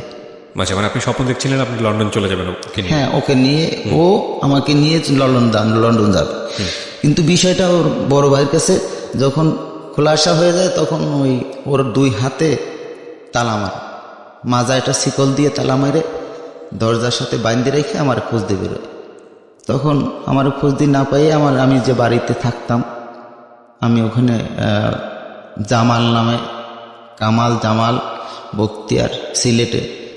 ভাই তোমরা যদি অনুষ্ঠান দেখো তোমাদেরকে আমার ধন্যবাদ, আম্মা এবং আব্বাকেও ধন্যবাদ। আমাকে তোমরা যতদিন সহযোগিতা করছো তোমাদের কাছে আমার অনেক অনেক শুভেচ্ছা। আল্লাহর কাছে দোয়া করবা যে আমি আরও সামনে এগোতে পারি যাতে ভবিষ্যতে। আমার প্রচুর হেল্প করছে ওনারা। তখন শুনবো কি হলো তারপরে ওইখানে ওই বাড়িতে যেয়ে আমারে বললো, আমি যে বাড়িতে ছিলাম ওখানে ওনাদেরকে আমি মা ডাকতাম এবং বাপুকে ডাকতাম। তাদের কাছে যেই নালিশ দিল যে দুলাল কোথায়। তা আমি তখন অলরেডি ফ্যাক্টরির মধ্যেই কাজে ছিলাম। এক পর্যায়ে হুমকি দিয়ে আসলো যে ওকে কালকে সকালের মধ্যে যদি খুলনা না পাঠায় দাও তাহলে কিন্তু ও লাশ বাসবে সুরমা নদীতে। রেজুর বড় ভাই? হ্যাঁ, রেজুর বড় ভাই বলে আসলো। এখন আমি বাড়ি আসার পরে সবাই গম্ভীর অবস্থা। এক পর্যায়ে মাম্মা ডাকে বললো কি দুলাল এই ঘটনা তুমি কিছু জানো? তখন আমি ওই আম্মার কাছে 4 বছরের মধ্যেই যতটা চিঠি দিয়েছিল সব চিঠিগুলো বাইর করে আমি তার হাতে দিছি যে আমার দেখে নেই, আমার একটা চিঠিও তাদের কাছ থেকে বাইর করতে পারবেন না, সব চিঠি ওই দিছে, তো এখানে আমার দোষ কোথায়? তখন আম্মা বলল যে ঠিক আছে আমি তার ভাইরে বলবো। তার ভাই তখনও বোঝে না, তার কথা একটাই যে তার সিলেট ছাতক ছাড়তে হবে।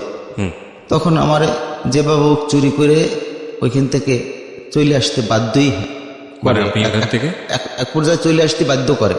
আচ্ছা, রেজুর ভাই কিন্তু মন মানে না বলে একটা কথা, যে কি অবস্থা আছে ওর শেষ দেখাটা একবার একটু দেখে যায়।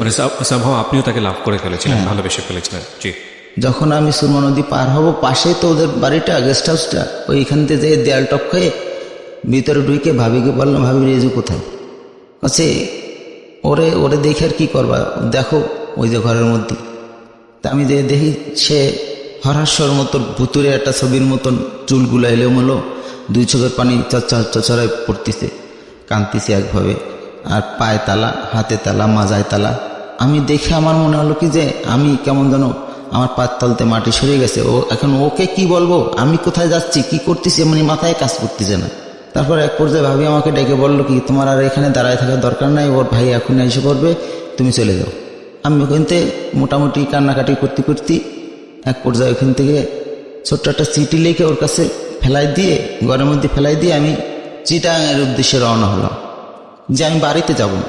তখন আমি ওখান থেকে ওই হতাশা অবস্থায় আমার একটা সুটকেস ছিল সাথে, আমার আসবাবপত্র জিনিসপত্র নিয়ে আমি আবার সেই গুদারায় উঠলাম। উঠে সুরমা নদী পার হয়ে উপর উঠে ট্রেনে সিলেটে আসলাম। সিলেটে এসে ওইখান থেকে আবার ট্রেনে ঢাকা আসলাম। না, চিটাগাংয়ের কথা বলছিলেন আপনি? চিটাগাং উদ্দেশ্যে রওনা হয়েছি, ঢাকা আসলাম। ঢাকার থেকে চিটাগাংয়ের ট্রেন ধরবো এই, কিন্তু হাতে পয়সা নেই। আচ্ছা, আমি চিটাগাংয়ে যাবো যে সেই টাকাটা নেই। কত বছর সিলেটে থাকা হলো? ওইখানে প্রায় 5 বছরের মতো। প্রায় 5 বছর, যেখানে একটা মোটামুটি খাওয়ার একটা ব্যবস্থা হয়েছে, 2-4 পয়সা হাতে আসতো এবং অদ্ভুতভাবে একটা মেয়েকে তখন। কিন্তু আমি পয়সা হলেও আমি পয়সা কাছে রাখতাম না, আব্বা আমার পয়সা পাঠিয়ে দিতাম না। আমি আমার লিসনারদেরকে বোঝানোর জন্য যে একটা তখন ওনার 17 বছর 22 বছর 22 বছর বয়স, জীবনে একটা মেয়েকে ভালো লেগেছে, দুর্দান্ত ভালো লাগা। সেই মেয়েটাকে সিনেমাটিক আপনি দেখেন, কি অবস্থায় রেখে সে আবার জীবনের অন্য একটা জায়গায় পাড়ি জমাচ্ছে। চিটাগংয়ে আপনি যাচ্ছিলেন, এটা কি আগে থেকে পরিকল্পনা করা ছিল নাকি এমনিতেই চলে যাচ্ছে? না, চিটাগাংয়ে যাচ্ছিলাম, আমার এক ওস্তাদ ছিল ওইখানে, বসে বললো যে চিটাগাং, তখন এরশাদ সরকার ওইখানে চিটাগাং কর্ণফুলীতে ওইখানে একটা সিমেন্ট ফ্যাক্টরি তৈরি করতেছিল নতুন, এটা 80-র দিকে। তো ওইখানে বিভিন্ন কাজের লোক যারা যারা কাজ জানে তাদেরকে কাজে নিত। তো ওই আশা করেই যাচ্ছিলাম যে আমি যখন কাজ জানি ওখানে গেলে একটা না একটা কাজ পাবোই। আচ্ছা। কিন্তু এখন চিটাং ঢাকা পর্যন্ত আইসি, পয়সা শেষ হয়ে গেছে, পয়সা নেই। তখন আমার কাছে অলরেডি 6 টাকা আছে। আচ্ছা। তখন কি করব, আমার আর একটা ওস্তাদ ছিল নারায়ণগঞ্জের ডকে উঠলো, ওই ডকে উনি জাহাজে তখন ওয়ার্লিংয়ের কাজ করতো, নতুন নতুন জাহাজ বানাতো, ওয়ার্লিংয়ের কাজ করতো। তো আমি চিনি না কিছুই, ঢাকা শহরে তখন তেমন কিছুই চিনি। তো আমি সেই রেল স্টেশন থেকে সোজা গুলিস্তানে আসলাম, গুলিস্তানের থেকে নারায়ণগঞ্জকে ডাকতেছে বাসে, নারায়ণগঞ্জের বাসের লাফায় উঠলাম। উঠে সেখান থেকে যাই একটা নৌকার থেকে ওপার নারায়ণগঞ্জ ডকে যাব বলে বললাম যে আমি ওপার ডকে যাব, ডকে নামাই দিল নিয়ে। তা আমি ওস্তাদের নাম ধরে, নাম শাহাদত ছিল, যে এই নামে কোনো ওয়েল্ডার আছে কিনা আমার একটু দেখাই দেন। তো অনেকেই নামটা চেনে, তারে এই ব্যাপারটা খুলে বললাম, ওস্তাদ এই ঘটনা, আমার একটা দিন কাজের সুযোগ দেন, আমি হাতের খরচ গুছাই নিয়ে চলে যাব। খুব কান্দে কেটে পড়লাম ওনার কাছে। আচ্ছা। তো বললো কি, দেখ আমার কাছে তো কোনো কাজের সেরকম পরিস্থিতি নেই, তো এখন তোরে কাজ দিতে হলে আমি কাজ ছাড়িয়ে দিয়ে তাহলে তোরে একদিন সুযোগ করে দিতে হয়। আচ্ছা। আমি বললাম যেটা করলে ভালো হয়, আমার অন্তত একদিনের ব্যবস্থা করে দেন। তো এখন উনি কোনো রকমের রাজি হল না, বলে তুই দরকার হলে একদিন খাইকে খেয়ে যা। আমি বললাম, লজ্জাই লাগলো একটু যে এক জায়গায় বসে কাজ করলাম যে লোকটার সাথে, যারে ওস্তাদ বলে মানলাম, একটা দিন আমারে 100 টাকা দিয়ে সাহায্য, 100 টাকা হলে আমি চিটাং চলে যেতে পারি, 100 টাকা দিয়ে সাহায্য করতে চালো না। মনের ভিতরে একটু কষ্ট লেগে আমি আবার ব্যাক করলাম। তখন হাতে অলরেডি 3 টাকা আছে। ব্যাক করে সোজা ওখান থেকে আবার কমলাপুর স্টেশনে, প্রয়োজনে টিটির পাওয়া ধরবো, কিন্তু আর কেউ ধরে টাকার জন্য যাব না। তখন অলরেডি আমি কমলাপুর স্টেশনে আসলাম। কমলাপুর স্টেশনে আসলে রাত হয়ে গেছে, অনেক রাত। তা ওই সময় কমলাপুর স্টেশনে একটা যাত্রা চলতেছিল। তো রাত্রে যাত্রা চলতেছিল, রেল আসতেছিল না, গাড়ি আসতেছিল না, কি এটা অ্যাক্সিডেন্ট হয়েছিল না কি, দেরি হচ্ছিল। বয়সটা তো তখন কি ওই যাত্রাটা দেখলি ভালো লাগে, যাত্রার ভিতরে ঢুকে পড়লাম 1.5 টাকা টিকিট কেটে, পেটে কিন্তু কিছুই নেই। তো যাত্রার ভিতরে ঢুকে পড়লাম, ঢুকে পড়লি এখন ওই যাত্রা শেষ হয়ে গেছে, তখন রাত বাজে 3টে। একটা শো আছে 2 ঘন্টা 3 ঘন্টা করে, একটা শো আছে। 3টে বাজলে এর মধ্যে বৈশাখ কি জ্যৈষ্ঠ মাসে এরকম একটা বিশাল ঝড় আসলো। সেই প্যান্ডেল একেবারে তছনছ হয়ে গেল সব কিছু। এখন হ্যাঁ আমি কোথায় যাব? আমি দৌড়ে কাছে যে আমার আরো 1.5 টাকা ছিল, এই 1.5 টাকাও ভাই হারাই ফেলেছি। ওই তো দৌড়ে যাতায়াত করতে হারাই ফেলেছি। এখন দৌড়ে যেয়ে সারাদিন কিচ্ছু খাই না, সারাদিন কিচ্ছু খাই না। এইভাবে দৌড়ে যেয়ে যে রেল স্টেশনের পুরনো যে বগিগুলা, যে মধ্যে প্রস্রাব করে, পায়খানা করে, এই ফালায় রাখছে, ওর মধ্যে উঠলাম। তো ওখানে যে আবার পুলিশ আবার বাঁশি দিয়ে ওখান থেকে পিটাই পাটায় এখান নামাই দেয়। তো কী করবো, দৌড়ে এবার কমলাপুর মেইন স্টেশনে সবাই ঘরে, সবার মাঝে হেঁটে এসে বেড়াচ্ছি, মানে কেউ বুঝতে দিচ্ছি না যে আমি একজন অসহায় অবস্থায় আছি। তো যাই হোক, ওইখান থেকে আমার মনের মধ্যে হঠাৎ করে একটা বুদ্ধি আসলো, তাহলে আমি তো স্যারের কাজ করতাম, পুরনো পল্টনে স্যারের কাজ করতাম, আমি তাহলে স্যারের অফিসে যাই, অফিসে যাই স্যারের কাছ থেকে কিছু পয়সা করে নিয়ে চাইলে দেয় নাকি। তা পুরনো পল্টনে আসলাম, হেড অফিস চিনতাম আমি। ওইখানে আসলাম, আসার পরে এসে দেখি সব তালা মারা, লক করা। দাঁড়ানোকে জিজ্ঞেস করলাম যে স্যার কে আছে? না স্যারের পাওয়া যাবে না, উনি সেই সময় কি বললো ব্যাংকক গেছে না কি কোন রাষ্ট্রে জানি, মানে বিদেশে গেছে, এরকম একটা কথা বললো। পরে মনটা খারাপ হয়ে গেল। এটা হচ্ছে ওই যে আমি সিলেটে কাজ করতাম হাইটেক্স কোম্পানির খালেক সাহেব, ওই খালেক সাহেব যিনি আপনাকে, ও আচ্ছা খালেক সাহেব মালিক যিনি, যিনি কন্ট্রাক্টর আর কি মেইন। হ্যাঁ, না পারলে এক পর্যায়ে আবার সে রেল স্টেশনে গেলাম। রেল স্টেশনে যেয়ে কমলাপুরে ওইখানে যেয়ে ওই পুরনো বগিতে প্রস্রাব বিভিন্ন রকমের, ওর মধ্যে যে রাতটা কাটলো। মশার কামড় আর খুব যন্ত্রণাদায়ক, ওর মধ্যে মানুষটি কোনো ভালো মানুষ, কোনো ভদ্র মানুষ থাকতে পারে না। তারপর ওই দিন রাত কাটাই ভোরবেলা ওইখান থেকে রামপুরার উদ্দেশ্যে আসলাম। রামপুরার উদ্দেশ্যে আসলাম। ওই যে স্যার জাফর সাহেব আমার কথা দিচ্ছিল যে দুলাল তুই সিনেমা দেখছিস, ভালো দিক দেখছিস না খারাপ দিক দেখছিস। সে স্যারও ওইখান থেকে কোম্পানি বদলে চলে আসছে। চিন্তা করলাম জাফর সাহেবের যদি পাই তো তার কাছ থেকে হয়তো 100 টাকা নিতে পারবো, সে অবশ্যই দেবে। তাই রামপুরে আসলাম। এখন ওই রামপুরা করে চিল্লাচ্ছে কমলাপুরতে, ওই বাসে উঠলাম। বাসে উঠলি ওই রামপুরে নামাই দিল, নামাই দিয়ে ওনার বাড়িটাকে এবারে সেন্টারের পাশেই। তা আমি যে বাসায় কলিংবেল চাপ দিলাম, দিল্লি ভাবি আসলো, আমার মনে হয় তখন যে ভাবি সে। তাই আমি বললাম কি জাফর সাহেব কি হয় আপনার? আমার হাজব্যান্ড। আমি তো উনি আছে? কয় না উনি তো সাইডে আছে। কোথায়? টাঙ্গাইল। টাঙ্গাইল সাইডে আছে। এখন আমি ওনার কাছে আর কিছু বলতে পারলাম না, লজ্জায় না বললে। ওখান থেকে আবার ওই রামপুরা দিয়ে হাঁটতে হাঁটতে বিভিন্ন ওয়ার্কশপে জিজ্ঞাসা করতে যে ভাই আপনাদের কাজের লোক লাগবে? কাজের লোক তো লাগবে, আপনার ডকুমেন্ট কি? আপনারা চিনি না শুনি না, আপনারা যদি রাখে 2 দিন পর হালায় আমার মাল জিনিস চুরি করে লয়ে যাবে, এটা সিকিউরিটি কে দিবে? আমি বললাম সত্যিই তো, মনে মনে ভাবতেছি সত্যিই তো আমার সিকিউরিটি দেবে কি? এরকম অনেক জিজ্ঞাসা করে এভাবে 3 দিন 4 দিন আমি ঢাকা শহরে ঘুরেছি। এমন দিন গেছে আমি ক্ষুধার যন্ত্রণায় মানুষ কলা খেয়ে রাস্তার পরে ছোলা ফেলাইছি, আমি তার দিক তাকায় ছোলাটা উঠে তাড়াতাড়ি ওই ছোলা গালের মধ্যে দিছি, খাইছি আমি। My goodness. তো এক পর্যায়ে কমলাপুর স্টেশনে পিরিজের পরে বড় বড় হোটেলে খাওয়ার পরে যে ওয়েস্টেজ যে খাবারগুলো থাকে, খাইয়ে ফেলাই রেখে দেয় না অনেক খাবার, ওই খাবারগুলো বিক্রি করে দিত। কিন্তু আবার বাবুর্চিরা বা ওই ছেলেপেলেরা কাজ করতো, ওই খাবার ওই ওয়েস্টেজ খাবারগুলো কমলাপুর স্টেশনে বিক্রি হইতো পিরিজ প্লেট ধরে 5 টাকা 6 টাকা 10 টাকা।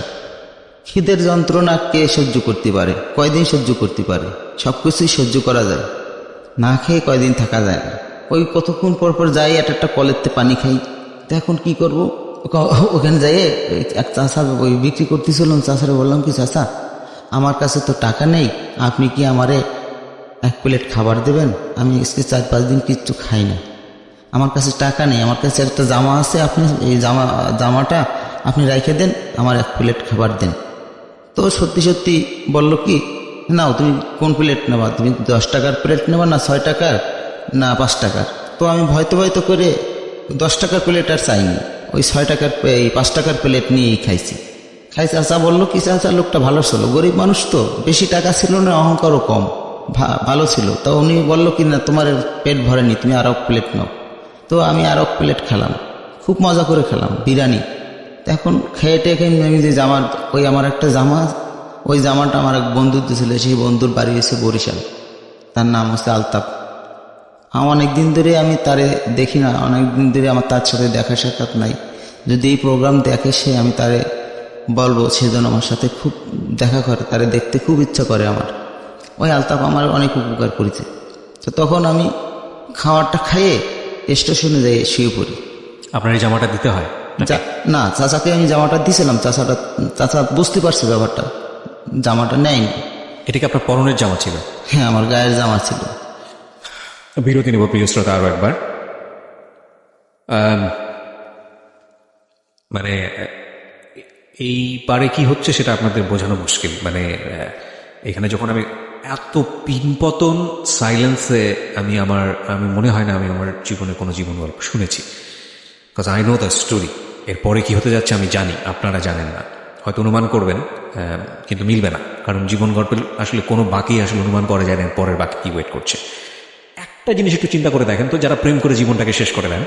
এই ভদ্রলোক অহবের মধ্যে একটা প্রেম এসেছিল এবং সেই প্রেম তাকে শিকল পরানো অবস্থায় দেখে সে পাড়ি জমিয়েছে চিটাগংয়ে কাজের জন্য, এবং যাওয়ার পথে তার কোনো পয়সা নেই পকেটে, খেতে পাচ্ছে না, নিজের পরনের জামা বিক্রি করে দিয়ে তাকে খেতে হবে। আমি ডেফিনেটলি শিওর যে সেই সময় তার মাথার মধ্যে প্রেমটা নেই, তার পেটের মধ্যে 2টো ভাত কিভাবে আসবে সেটার জন্য সে পাগলের মতো হন্যে হয়ে খুঁজছে। এইরকম একটা জীবন, সেটা গল্পের শেষ পর্যায়ে গিয়ে কোথায় দাঁড়িয়েছে ইভেন ইউ ক্যান ইমাজিন, আপনি কল্পনাও করতে পারবেন না। ওইখান থেকে আমি রেল স্টেশনে যাই, রেলের অপেক্ষা করি যে যাই হোক টাকা থাকুক আর না থাকুক আমি চিটাং যাব। এক পর্যায়ে তখন রাত 3টা বাজে কর্ণফুলী এক্সপ্রেস নামে একটা ট্রেন আসলো। 3:30 না 4টা ছাড়বে। তো আমি গাড়িতে উঠে মোটামুটি বসলাম, টিটি দেখতেছি, উঠে হাঁটা চলা শুরু করতেছি, টাকা চাই বসবো না, হয় দেখা গেল জরিমানা করলো, নাহলে নামাই দিল, এরকম একটা ভয় আতঙ্কের ভিতরে এক পর্যায়ে আবার চিন্তা করলাম না, চুরি করার প্রয়োজন নেই, সত্য কথা বলবো যেটা, তাতে সে যা করে করবে। আমি এক পর্যায়ে ওনার খুঁজেই বললাম কি স্যার আমার কাছে টাকা নেই, আমি চিটাগাং যাব। উনি টিকিট কাটতেছিল, ওই চেক করতেছিল, আমার মুখের দিক করে এরকম তাকায় বললো কি সত্যি তোমার কাছে টাকা নাই? আমি জি স্যার আপনি দেখেন আমার কাছে, খুঁজতে যদি টাকা পান আপনি নেন, আমার কাছে টাকা নেই। তখন উনি বললো আচ্ছা ঠিক আছে, তো কোথায় বসছো? আমি ছিলাম ওই জায়গায় বসছিলাম স্যার, তা আপনারা দেখে আমি উঠে এসেছি। আচ্ছা ঠিক আছে, যাও বসো বসো। আর যাই নামার সময় তুমি যখন নামবা স্টেশনে যাই, তখন তো চেক করবে, তখন একটু দেরি করে যাবা, আমার কথা বলবা যে আমি তোমার টিকিটের ব্যবস্থাটা আমি করে দেবো, না আমি তোমার পার করাই দেবো। চিটাং যে আমরা ইয়ের থেকে স্টেশনে যখন নামলাম, তো ওই স্টেশনে তখন খুব কড়াকড়ি ছিল আর কি, জি, রেলের থেকে লোক নামনি টিকিট না দেখায় যেতে দিত না। তখন ওই টিটিটা ভিতরের থেকে বেরোয় এসে আমি ওনার দিকে হাত নাড়া করলাম, দেখালাম যে ওই ভাই আমারে যাইতে বলছে। তো উনি ইশারা দিয়ে দিল, পরে আমি পার হয়ে গেলাম। আচ্ছা, পার হয়ে গেলে ওখান থেকে আমি ওই কর্ণফুলি করে চিল্লাচ্ছে বাসে। এখন বাস কন্ট্রাক্টরে বললাম কি ভাই আমি তো কর্ণফুলি যাব একটু, তো আমারে যদি একটু নিয়ে যেতেন, আমার কাছে টাকা নাই কিন্তু। তো একটা বাস মোটামুটি করলো কি টাকা নাই তাতে কি হয়েছে, ইয়ে দেবা কি যেন কইলো, করি দেবা না কি পয়সা দেবা, চিটাঙে ভাষায় কইলো। ও মনে করছে কি আমি আর কি করতেছি, আমি তাই সত্য কথা বলতেছি, এইটা ওরা বিশ্বাস করতেছে না। তখন আমি আরেকটা বাস আসলো, পরপর আধা ঘন্টা পরপর বাস আসলো। পরের বাসটারে আমি কন্ট্রাক্টরে ভালোভাবে বুঝে এসব খুলে বলার পরে ঠিক আছে ভাই আপনি উঠে দিয়ে একদম পিছনে যে বসেন। তো ওর কথা মতো আমি যে পিছনে আমার ওই আসবাবপত্র নিয়ে পিছনে সিটে যেয়ে বসলাম।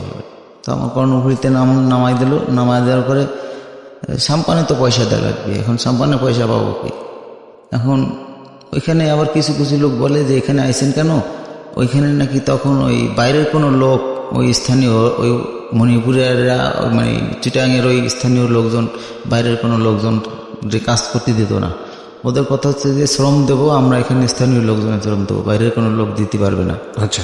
তো এক পর্যায়ে তখন এরশাদ মিলিটারি আর্মি এনে ওইখানে যে তোমরা তো সব কাজ করতে পারবে না, তোমরা কাজ করো, লেবারি যে কাজটা সেটা তোমরা তো ইঞ্জিনিয়ারিং করতে পারবে না, তোমরা তো ওয়েল্ডিং করতে পারবে না, তোমরা তো মানে যেগুলো প্রয়োজনীয় দরকারি যেগুলো সেগুলো তো করতে পারবে না। তো এক পর্যায়ে মিলিটারির ব্যাপারটা বুঝে ওদেরকে একটা লাইনে আনলো, নাহলে ওখানে কিন্তু অনেক খুন খারাপি মার্ডারও হয়েছে ওই ফ্যাক্টরি তৈরি করেনি। তো এক পর্যায়ে আমি ওখানে উপর গেলাম ওই আমার বন্ধুর কাছে, যে বললাম যে এই অবস্থা, আমার তো কাজ টাজ নেই। তারপরে ওই বন্ধুটাও জানতো যে আমি আমি যে মেয়েটারে ভালোবাসতাম। তো এক পর্যায়ে বললো কিন্তু তুই যাই গোসল করে খাওয়া দাওয়া কর, তারপরে পরে শোনা যাবে। তো আমি গোসল করলাম, গোসল করে এই মনে হয় 5 দিন না 6 দিন পরে গোসল করতেছি। গোসল করে আমি ওখানে তখন ওরা কি ওই হাড্ডি ছাড়া গরু মাংস বিক্রি করতো। তা আমি তো ওরা ঘটনা খুলে বলেছি যে আমি কিন্তু এই কয়েকদিন খাই না। ট্রেনে উঠছিলাম গত রাত্রে, 1 প্লেট ভাত খেয়েছিলাম কমলাপুরীর, তো এই যে আইটে ভাত। ওই কথা শুনে ও চমকে গেছে। ছেলেটার বাড়ি ছিল কুমিল্লা, শহীদ করে নাম। চমকে যাওয়ার পরে তা ও বলে কি বলিস, তারপর শিগগিরই গোসল করায় আমার ওই রাস্তার পাশে এই হোটেলগুলো, মানে ওই কোম্পানিতে কাজ হচ্ছে, বিভিন্ন রকমের রেডিমেড হোটেল তৈরি করে ওই স্থানীয় লোকজনে ওই হোটেলে ওই হাড্ডি ছাড়া 1 পদ গোশ আছে, ওই গোশ 1 প্লেট গোশ আর ভাতের কথা বললো, 2.5 প্লেট ভাতের কথা বললো। তো খাইয়ে দে ও আমার বাসায় নিয়ে আমার এই সব কিছু আমার কাছ থেকে শুনলো। তা তুই যে হাতে কাজ শিখেছিস, তুই ওয়েল্ডিং জানিস, তা তোর অবাক কিসে? ভাই কাজ জানি তো ভাই, ছোট তখন ভালোভাবে আমার মোষের রাগও ওঠেনি, এই জন্য অনেকে বিশ্বাস করতে চায় না, পারবো কি পারবো না নিতে চায় না। আর তাছাড়া বড় ব্যাপারটা হয়েছে যে গ্যারান্টার, কে কার গ্যারান্টার দেবে? আপনি তো আমার একবেলা খাওয়াই দেবেন, আপনি আমার গ্যারান্টি নেবেন যে আপনি আমারে কাজ দেবেন, গ্যারান্টি নেবেন? নেবেন না। ও ঠিক আছে, রাত পোয়াক, তারপর দেখা যাবে। তো আমি এক পর্যায়ে ভোর হলে বললাম, ভাই কি করব? আচ্ছা ঠিক আছে, আমি আজকে 2-1 জনের সাথে কথা বলি, তারপর কালকে দেখা যাবে কাজ টাজ পাওয়া যায় কিনা। প্রায় মার কথা মনে পড়ে, যখন নিরিবিলি থাকি, একা একা থাকি, মার কথা মনে পড়ে, তারপরে ওই মেয়েটার কথা মনে পড়ে। এই সমস্ত কথা মনে পড়ে মানে এটা মানসিক টেনশনের মধ্যে পড়ে যাচ্ছি আস্তে আস্তে আস্তে আস্তে, মানে ওর ভিতরেই ডুবে যাচ্ছি। তো এক পর্যায়ে মার একটা চিঠি আসলো, ওই ঠিকানায় দিলাম, আমি ওই কর্ণগুলির ঠিকানা দিয়ে মার একটা চিঠি আসলো, চিঠিটা পড়লাম। আমার চিঠির ভিতরে লেখলো কি, বাবা তুই বাড়ি আয়, আমি যে এরকম কাজ না পাইয়ে আমি লজ্জায় বাড়িতে যাচ্ছি না, ভাইদেরকে বড় কথা বলছি, এইটা মা বুঝতে পারছে। তা আমি বললাম কি, না মা, আমি মানুষ না হয়ে বাড়ি ফিরবো না। আমি একটা চিঠি লিখে পাঠালাম। তখন পরের দিন কিনা আমার ওই উস্তাদ, ওই শহীদ, ও করলো কি, ও একটা ওয়ার্কশপে কাজ ঠিক করলো। কিন্তু ইতির মধ্যে আমি ওই দিন কিনা হাঁটাহাঁটি করতেছি, হাঁটাহাঁটি করলে পানির লাইন যাচ্ছে, বিল্ডিংয়ের ভিতরের থেকে পানির লাইন যাচ্ছে। ওইটা বিশাল বড় গর্ত করেছে, গর্ত করলি ওইখান থেকে ওরা ওয়েল্ডিং করতেছে, কিন্তু ওয়েল্ডার ভালো না, পানির ভিতরের তো ওয়েল্ডিং করতে পারতেছে না। যখনই ও হোল্ডার দিচ্ছে, ও তখনই ওরা শর্ট মারতেছে, কারেন্টেও ছাড়িয়ে দিয়ে পালাচ্ছে। এইভাবে 3-4 জন পরীক্ষা দিল, কেউ পারতেছে না। আমি ব্যাপারটা ওই মানে কন্ট্রাক্টরে বললাম যে, স্যার আমি এই জয়েন্টটা ঝালাই করে দিতে পারি, আমার টাকা দিবেন? টাকা দেবো মানে তুমি কয় টাকা নিবা? স্যার আমার 100 টাকা দিলে হবে। তোমাকে 200 টাকা দেবো, তুমি পারবা? হ্যাঁ পারবো। তাহলে আমার এই গর্তের পানিটুকু একটু শেষে ফেলাই দিতে পারেন, দিয়ে একটু বালি দিয়ে দিতে পারেন, একটা বস্তা। বলছে হ্যাঁ তাই তো, এই কথাটা তো কেউ বলেনি। তখন ওই লেবারটাইকে পানিটা তাড়াতাড়ি শেষে বালি দিয়ে মোটামুটি আধা ঘন্টার ভিতরে যাতে পানি আবার না আসে, ওর মধ্যে আমি কাজ সেরে ফেলাতে পারবো। ওইটা ঠিক করে দিয়ে আমার ঠিক জায়গাটা বানাই দিল। দেওয়ার পরে আমি হোল্ডার হাতে নিয়ে আমি আমার আব্বা আমার কথা স্মরণ করে আমি রডটা বেঁকায়ে মাথাটা আস্তে পাইপের নিচ দিয়ে ঢুকোই দিয়ে, এটারে বলে ওভারহেড ওয়ার্লিং। এটা সহজে কেউ করে না, এই ওয়ার্লিংটা করলি এই আগুনটা সিটে গায়ের মধ্যে পড়ে। আচ্ছা আচ্ছা, সরাসরি মাথাটা ওর ভিতরে ঢুকে, হ্যাঁ সরাসরি গায়ের মধ্যে পড়ে। প্লাস পানি যদি কানে লাগে বা গায়ে স্পষ্ট লাগে, কারেন্ট শর্ট করবে। তুমি তাড়াতাড়ি করে পুরো রাউন্ডটা টাইনে আনলাম। আইনে আমি উঠে গেলাম গর্তের ভিতরে। উঠে যেয়ে আমি ওদের বললাম যে পরিষ্কার করে দাও তাড়াতাড়ি, নাহলে পানি আসতেছি কিন্তু আবার। তা ওরা 3টা রাউন্ড মারা লাগবে, পরাপর করে আমি জলদি করে 3টা রাউন্ড মেরে দিলাম। আমি স্যারের বললাম কি, স্যার এবারে দেখেন ভিতরে পানি দিয়ে দেখেন লিক করে কিনা। আমি ওয়েল্ডিং করে দিলাম, সাকসেস। আমার 200 টাকা দেবে উনি, আমি 100 টাকা দিয়েছিলাম, আমার 200 টাকা দেবে উনি স্বীকার করেছে। এবার উনি টাকা টোকা কি দেবে, আমার ওই কাজ সাকসেস দেখে উনি আমার কোম্পানিতে পার্মানেন্ট করে নিল। দেখেন, আমার এখানে এসে বেশ কয়েক পর্বের আগের জসিমের কথা মনে পড়েছে। যারা আল্লাহর নামে তাওয়াফ করে জীবনে হাল ছাড়েনি, তাদের জন্য আল্লাহ কোনো না কোনো ব্যবস্থা নিশ্চয়ই করে দেন। এবং আমার কেন জানি মনে হচ্ছিল যে এই ওয়েল্ডিংই ওনার জীবনের একটা পাথেও তৈরি করে দেবে, এবং সেটাই হয়তো বা হলো। ওকে, আমরা জসিমের ক্ষেত্রে এরকম দেখেছিলাম যে জসিম এমন একটা কাজ নিল যে কাজটা তার পুরো জীবনটাকেই চেঞ্জ করে দিল, এবং সেখানেও কিন্তু একটা ভয়ঙ্কর রকমের চ্যালেঞ্জ সে ফেস করেছিল। আপনারা নিশ্চয়ই জসিমের গল্পটা শুনে থাকবেন, আমাদের ইউটিউবে কিন্তু সেটা আছে, কিছুদিন আগে সেটা প্রচার হয়েছিল। মেবি আমি গেস করছি, আমি জানি না ওনার এরপরে কি হয়েছে। তবে আসলেই জীবন নাটকের চেয়েও নাটকীয়, এবং অনুমান করে আসলে বোঝা যায় না যে জীবন গল্পটা কোথায় গিয়ে দাঁড়াবে। আমরা বরং শুনতে থাকি। জি বলেন। তারপর তখনই উনি খুব চয়েস করলো, চয়েস করার পরে ওনার কোম্পানিতে আমারে নিয়ে নিল পার্মানেন্টভাবে। ওই সার কারখানা যতদিন কাজ চললো ততদিন আমার কোম্পানিতে রাখলো। তো এইভাবে আমার মোটামুটি 10-15 হাজার টাকা জমা হলো। সেই টাকাগুলো আমি আমার বাড়িতে আব্বার কাছে পাঠিয়ে দিলাম। আব্বার কাছে পাঠিয়ে দিলে আব্বার কাছ থেকে আমার ওই ভাইতে নিয়ে নিল। আবার এই 10-15 হাজার টাকা নিয়ে নিল? হ্যাঁ, নিয়ে এনেছি। আমি আব্বার কাছে শুনলাম যে আব্বা এই টাকা দিয়ে একটা কিছু করেন, জমি রাখেন, নাইলে একটা কাজে খাটাইন। আচ্ছা ঠিক আছে বাবা, আমার পরে তুই বিশ্বাস থাক। আমি বললাম আপনার পরে বিশ্বাস না রাখবো না, কার পরে রাখবো? কিন্তু আব্বার কাছ থেকে ওই বাপ তো ছেলে, সে পকায় জকায়। আমার ভাইদের মধ্যে ওইটা একটু বিকেল আসছিল, না হয় ভাইয়ের গালের মধ্যে খাবার কেড়ে নিতে পারে কেউ। তো ওই টাকাগুলো ওরকম করে নিয়ে নিল। নেওয়ার পরে আমি খবর পাওয়ার পরে কোম্পানির কাজও শেষ, কোম্পানির যার যার গোছায় গাছায় চলে গেল। টুকটাক এখন শুধু কালারের কাজ রয়েছে, তো কালারের কাজ তো আমাদের না, আমরা যার যার এখন হ্যাঁ কী করবো। তো এক পর্যায়ে চিটাগাং হালি শহর একটা জায়গার নাম আছে, হালি শহর, ওই যে আর্টিলারি আর্মি ট্রেনিং হয় যেখানে, ওইখানে বন্দর মানে বন্দর রোডে, ওইখানে ওই ঢালাই খাম্বা তৈরি হয়। ওইখানে একটা কোম্পানি, আমাদের দেশের একজন লোক ছিল, খুলনার একজন লোক ছিল, ওর সাক্ষাৎ পেয়ে যাই। তো ওর সাথে আমি বললাম কি যে আমি তো এই কাজ জানি, তো তোদের এখানে কি কাজ আছে? আমাদের এখানে কাজ নেই, তবে হ্যাঁ তুই সেন্টারিং কাজ করতে পারিস।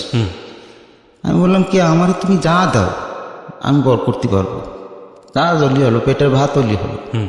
তো করলো কি, তাহলে তুই 6 জন লোক খাটাবি, নিজেও কাজ করবি, আর যে কাজ বুঝাই দেবো ওই কাজ তুই আবার আমার সন্ধ্যায় বুঝাই দিবি। আচ্ছা, আমি ঠিক আছে।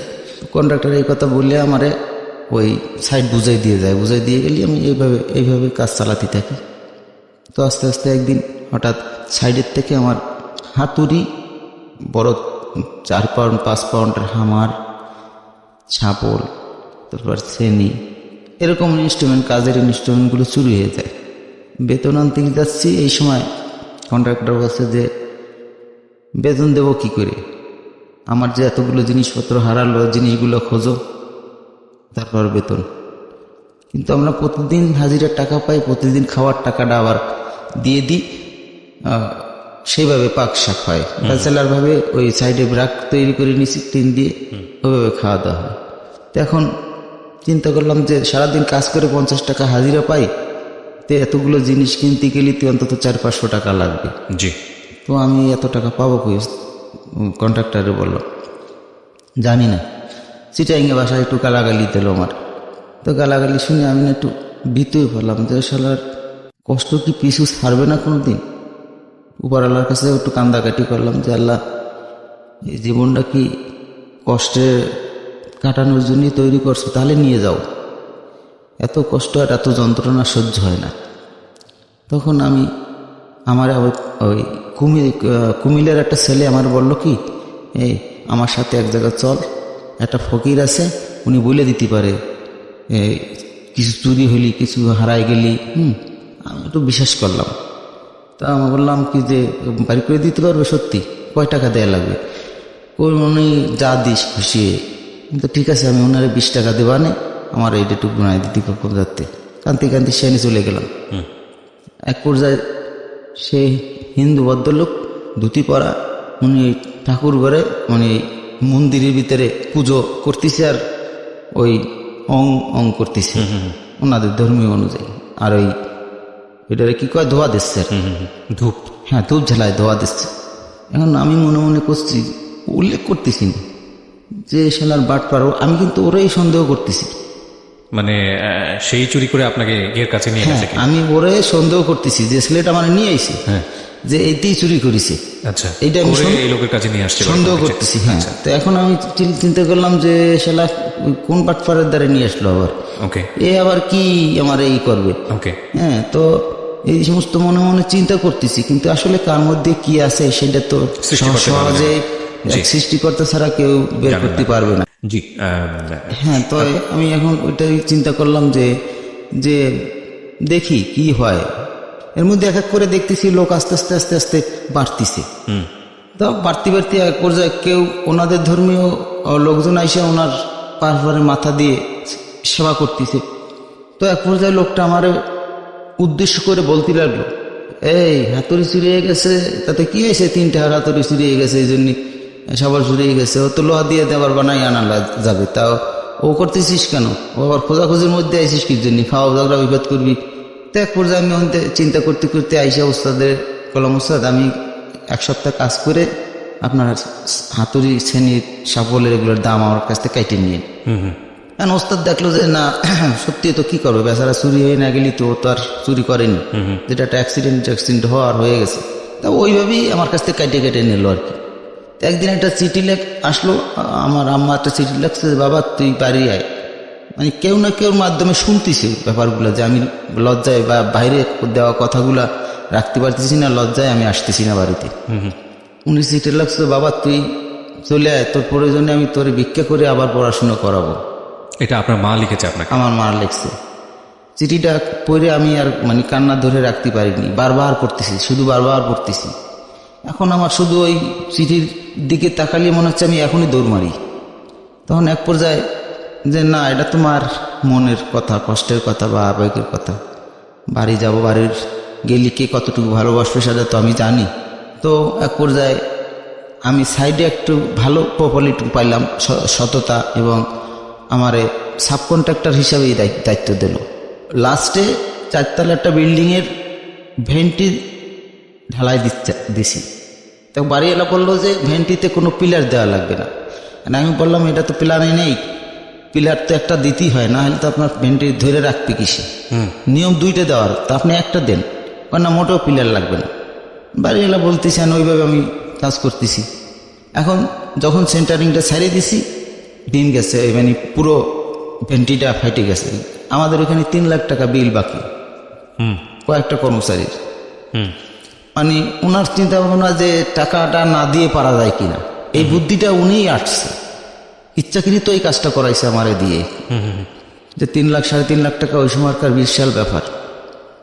ও দিয়ে আর একটা 4 তলা বিল্ডিং হয়ে যায়। খারাপ ভাষাই বলছে, এমনকি ফুয়া টাকা দিয়ে দেবো, হ্যান করবো, ত্যান করবো, মামলা করবো। এখন আমার সত্যি সত্যি বলে যে মামলা করার ভয়তে ওই আমার হচ্ছে শিগগিরই ওই টাকার দরকার না, ভিক্ষাতে চাই না ভাই, বাবাকে উঠা খেতা বালি গুছা বাড়ি চল। তো ওখান থেকে আমরা সত্যি সত্যি বাড়ির উদ্দেশ্যে রওনা হলাম। তখন আমার হাতে মাত্র 800 টাকা। আমার কাছে 800 টাকা হয়েছে সর্বোচ্চ পুঁজি। জি। কি করব, ওই 800 টাকা দিয়ে 2 খান আটার বস্তা পাওয়া যায়। ওই 2 খান আটার বস্তা বাজারের থেকে আনিয়ে সেল দিই, তো 10 টাকা 12 টাকা 20 টাকা এরকম করে লাভ হয়। তার আগে আপনি আমাকে একটু বলেন তো যে আপনি কত বছর পর বাড়ি গেলেন? এটা তখন আমার অলরেডি 21-22 বছর বয়স হয়ে গেছে। বাড়ি থেকে বের হয়েছিলেন কত বছর বয়সে? 8 বছরে। এর মধ্যে আপনি বাড়ি যাননি? না। ও মাই গড। এর মধ্যে আমি মানে ভাইয়ের 14 বছর যাবত আপনি বাড়ি যান না, এর মধ্যে ভাইয়ের সাথে যে আমি কন্ট্যাক্ট করেছি যে আমি একদিন মানুষ হয়ে তোমাদের দেখাবো, শুধু চ্যালেঞ্জের কারণে যান? চ্যালেঞ্জের কারণে আমি যাইনি। এবং সে বাড়ি গিয়ে আপনি 800 টাকা দিয়ে সততায় মানুষকে কোথায় নেয় সেই প্রমাণ আমি দেখাবো, আমি ভাইদের কাছে প্রতিজ্ঞা। তো বাড়িতে গিয়ে আপনি সত্য জানতে পারলেন যে আপনার এই পাঠানো টাকাগুলো আত্মসাৎ করা হয়েছে? না, ওটা আমি চিঠির মাধ্যমেই জানতে পারিছি। আপনি কিছুই বলেননি বাড়ি গিয়ে? না, কিছুই বলিনি। এবং আপনি পুঁজি কত ছিল? 800 টাকা। 800 টাকা। এই 800 টাকা লাস্ট পুঁজি ছিল 800 টাকা। ওই 800 টাকা নিয়ে আমি গ্রামের বাড়িতে ওই ব্যবসা শুরু করি, আটার ব্যবসা। আটার ব্যবসা শুরু করতে করতে এক পর্যায়ে ওখান থেকে মোটামুটি ওই 800 টাকাও শেষ করে ফেলাই। তারপরে হঠাৎ একদিন আমার আব্বা বলল কি, তুই একটু খুলনায় যা, খুলনায় যাইয়ে ওই আমার যে বড় ভাই আছে, মেজো বোন আছে খালিশপুর, বড় আপ আছে, এদের কাছে যেয়ে কিছু টাকা পয়সা যা, যে বাড়ি আব্বা আমার অবস্থা ভালো না, আমার অবস্থাও ভালো না। আমি একটু ব্যাপারটা লজ্জায় পাইছি। তখন আমি যখন টাকা ইনকাম করছি সবাই আমার ধন্য ধন্য করছে, সবাই বাহাবা দিছে যে ওই বাপের বেটা দেখাই দিছে। এখন আমি এই পর্যায়ে আবার যে ভাই বোনদের কাছে টাকা যাবো, আমি পারবো না। তখন আব্বা একটু অসন্তুষ্টি হলো, বকল তার ঠিক আছে, তো যা লাগবে না, আমি যাচ্ছি। আমি বললাম না থাক, ঠিক আছে আব্বা আপনি থাকেন, আমি যাই। লজ্জা হচ্ছে পুরুষের জন্য খারাপ জিনিস। লজ্জা কিসের? হবে একদিন না একদিন হবে, হয়তো না হলো। তারপরে আমি ওইখান থেকে খুলনায় আসি। খুলনায় এসে আমার ওই ইমিডিয়েট বড় যে একটা ভাই আছে বাবুল নাম করে, ওর কাছে ব্যাপারটা বলি, ওই আবুল তার কাছে বলি, বড় ভাই তার কাছে বলি, সবার কাছে বলি। বলার পরে আমি আবুল আর বাবুল ওই 2 জন নাইট ডিউটি করে, রাত্রে রোডে ডিউটি করে। এখন নাইট ডিউটি করলে সাধারণত লোকজন ক্লান্ত হয়ে যায়। আর আমি আসার পরে ওরা মোটামুটি শরীরটা একটু আয়েশ করার জন্যে আমারে ওই ডিউটিতে লাগাই দেয়। এখন আমার ওই ডিউটিতে লাগাই দিলি ওরা ঠিক মতো ডিউটিতে আসে না। একদিন হঠাৎ একদিন সোনালী জুয়েলার্স করে একটা দোকান আছে হেলাতলা, ওনার বাড়ি ছিল বরিশাল, ইন্ডিয়াও বাড়ি আছে। তো উনি আমার হাতে একটা বললেও পার ওই বাঁশি দিয়ে ওনার বাড়িতে লাইট মেরে মেরে দেখতেছি, গোয়াল ঘরে দেখতেছি, ফার্মের গরু টরু এগুলো দেখতেছি। এর মধ্যে উনি চলে আইছে, মানে চলে আসলি উনি রিক্সাতে নামছে, ওনার রিক্সাতে ওই এতগুলো চাবি সোনার দোকানের ওই চাবিগুলো পড়ে গেছে রিক্সাতে, মানে ওনার ব্যাগেরতে পড়ে গেছে, ব্যাগের বোতাম খোলা ছিল। হালকা মনে হয় একটু নেশাটা করতো আমার মনে হয় যারা, ওইটা উনি আর খেয়াল করেনি। না খেয়াল করলে এই চাবিগুলো নিয়ে আমি ওনার বাড়িতেই গেছি, দেখছি উনি কোন জায়গার তো ওঠে। আসলে তো আমি ঘর চিনতাম না, তো পিছনে গেছি, যে দরজায় আবার লক করছি, লক করে বলছি আমি বাবু এই চাবিগুলো তো আপনি রিক্সাতে নামছিলেন ওইখানেই পাইছি। এখন তাড়াতাড়ি একটা ওনার যে ভ্যানিটি ব্যাগটা যেটার মধ্যে চাবি নেয়, দৌড়ে যায় ভিজিট ব্যাগ দেখে যে ব্যাগে চাবি নেই। ওই আমার জড়ায় ধরে মানে ভীষণ আদর করলো, আদর টাদর করে আমার। জানেন না এটা কিসের চাবি? না, আমি কিসের চাবি জানি না, ওটা তো ওই সোনার দোকানের সিন্ধুকের চাবি, কিন্তু আমি জানতাম না। তখন আমি ওই চাবিটা ওনারে দিয়ে আমারে উনি আদর করে নিয়ে খুব ভালোই, মানে আদরের সাথে একটা মানুষ ভালোবাসলে তা বোঝা যায়। আমার টেবিলের উপর বসায় উনি ওনার ওয়াইফকে বলল কি ওরা কিছু খাবার দাও। তখনে আমি ততক্ষণে পরে বৌদি ডাকিছি, এখন সেই ডাকেই বলি। সে বৌদি আমারে বললো কি ওই দুধের রুটি পিঠা, দুধে ভিজানো পিঠা, 2-3 রকমের পিঠা মোটামুটি, আর খাবার কি অন্যান্য খাবার এগুলো আইনে দিল, আমি খালাম। খাইতে বেশ ভালোই লাগলো। এবারে আমার বড় ভাইয়ের ঠিকানাটা রাখলো আর বললো তোমার বড় ভাই কালকে আমার দ্বারে আসতে পারবো, আমার সাথে দেখা করতে পারবো। আমি আবার বললাম, মনে মনে ভাবতেছি যে আবার কোনো অন্যায় করে বসি নাকি, আল্লাহ কি যেন কয়। আমার ভাইরা তো কিরকম, আমার কালকে আবার মায়ের কপালে আসছে মনে। তো রাত্রে দেখা করলে যে বাবু কি এসে ও কিছু করছে টরছে, কে হারাম দাদা এই ছেলেটা কি আরে তোর? আমার ছোট ভাই। কই এত সুন্দর একটা ছেলে তোর ছোট ভাই হয় কি করে? তোর মা কি সুন্দর না তোর বাপ সুন্দর? হচ্ছে কি আমার আব্বা খুব ফর্সা এবং মাও সুন্দর। তোকে মধ্যে তো এরকম ছেলে দেখিনি, আর এত সুন্দর লাল টুকটুকে একটা ছেলেরে দিয়ে তুই নাইট ডিউটি করাচ্ছিস, তুই তো আর বদমাস, তুই তো লোক সুবিধার না। এই কালকে তো ওরে আমার দোকানে পাঠাই দিবি, আমার দোকানে রাখ করে। তুমি দোকানে থাকবা? হ্যাঁ বাবু আমি থাকবো। মানে এখন মনে হচ্ছে কি আমার ভিতরে তো একটা ঢেউ উঠলো যে আমি মনে হয় একটা ঠিকানা পাচ্ছি। তাহলে আমার রাত্রি ডিউটি করে অন্তত বাইরের কাছ থেকে খাওয়া লাগবে না। তখন আমি বাবুর বললাম, বাবু ভাই বলতেছি যে ভাইরা এক পর্যায়ে হ্যাঁ কবে না কবে পরে জানাবে, কিন্তু আমি আগ্রহ করে বললাম বাবু আমি ডিউটি করব, আপনার দোকানে আমি যাব, দোকানে কি কাজ করতে হবে বলে দেব। কাজে কালকে তুমি সকালে আসবে, আমি বলে দেবো কি কাজ করতে হবে।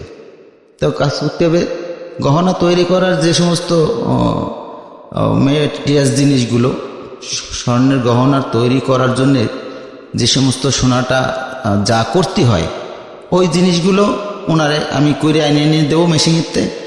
আর খেয়াল করতে হবে চুরি হয়ে যায় কিনা কোনো গহনা, খরিদ্দার আসলে তাদের আদর যত্ন করতে হবে। এ হচ্ছে আমার কাজ আপাতত। 600 টাকা মাইনা। আচ্ছা, এখন 600 টাকা বেতন দিচ্ছে, ওই সময় বেশ 600 টাকা আমার একটা বেশ ভালোভাবেই চলে যায়। 600 টাকা হলে আমি আর 200 টাকা বকশিস পাই, 800 টাকা। তাই আমার 600 টাকাই থেকে যায়, 200 টাকা খাওয়া খরচ হয়ে যায়। এখন ওইভাবে বছর 4 কাজ করার পরতে ওই দুই ভাইতেই বড় ভাই আর আবুল, এই 2 জন আবার লেগে গেল আমার পিছনে, আমার বিয়ে দেবে। আচ্ছা, ততদিনে তো রেজু মেয়েটার সঙ্গে আপনার কোনো যোগাযোগ হয়নি? না, এর মধ্যে আমি আর একটা চিঠি লিখছিলাম, শেষ চিঠিতে তার উত্তর পাইছি।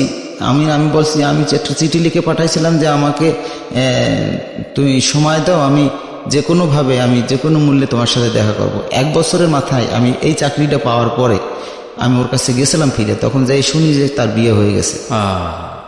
বিয়ে হয়ে গেছে পরে কোথায় বিয়ে হয়েছে? মৌলভীবাজার, ওদের গ্রামের বাড়িতে। তখন আমি ওই বাড়ির থেকে আবার ওইখান থেকে রিটার্ন চলে আসি। দেখাও করেন না, দেখাও পাইনি, আর তার সাথে সাক্ষাৎ তো হয়নি কোনোভাবে। কিন্তু একটা চিঠি লিখে তুই আসছিলাম, যে চিঠিটা কোনো রকম ওর কাছে যেন পৌঁছায়, যা আমি কোনো রকমে তার সাথে বেইমানি করিনি, আমি তার জন্য অপেক্ষায় ছিলাম। আপনি আমাকে জাস্ট একটু বলেন তো, যে আমি যখন ধারাবাহিকভাবে যখন যাব তখনই জানবো, এই ঋতুর সঙ্গে আপনি যে অবস্থায় তাকে দেখে চলে এসেছিলেন, হাতে পায়ে শেকল বাঁধা, এরপরে কি আর আপনার কখনোই যোগাযোগ হয়েছে, দেখা সাক্ষাৎ হয়েছে তার সাথে? হ্যাঁ। আচ্ছা, আমি তাহলে ধারাবাহিকভাবেই যাবো, ওখানে জানবো। ঠিক আছে, আপনি এখানে আসেন, আপনি দোকানে কাজ করছেন, 4 বছর পর আপনার বিয়ে দেবে ভাই। তারপর তো 4 বছরের মাথায় আমাকে একটা মহিলারে নিয়ে আসলো। আমি সকালবেলা দোকানের খুলবো, ওই সময় দাঁত মাছ দিছি। এখন একটা মহিলা নিয়ে আসলো, মহিলারে নিয়ে আসলে সোনার দোকানে থাকতে থাকতে, এসির মধ্যে থাকতে থাকতে গায়ের রংটা আরো সুন্দর হয়েছে।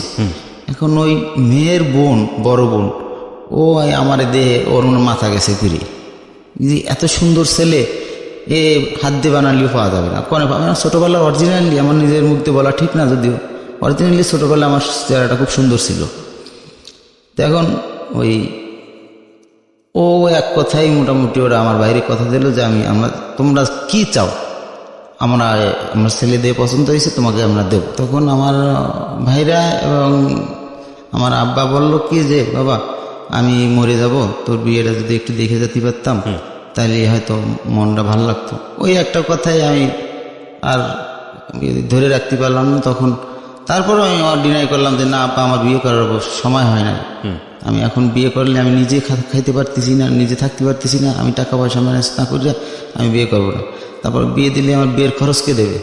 এক পর্যায়ে ভাইরা বললো কি, আমরা দেবো, তোমার অত মাতব্বরি করা লাগবে না, আমি দেবো। আচ্ছা, আমরা দেবো, তাও তুমি বিয়ে করো? তাও তোমার বিয়ে করতে হবে। তা এখন ওরা মোটামুটি ওইখানে যাই খাইয়ে দেয়, মোটামুটি ভুলেই গেছে বিয়ে দেবেই।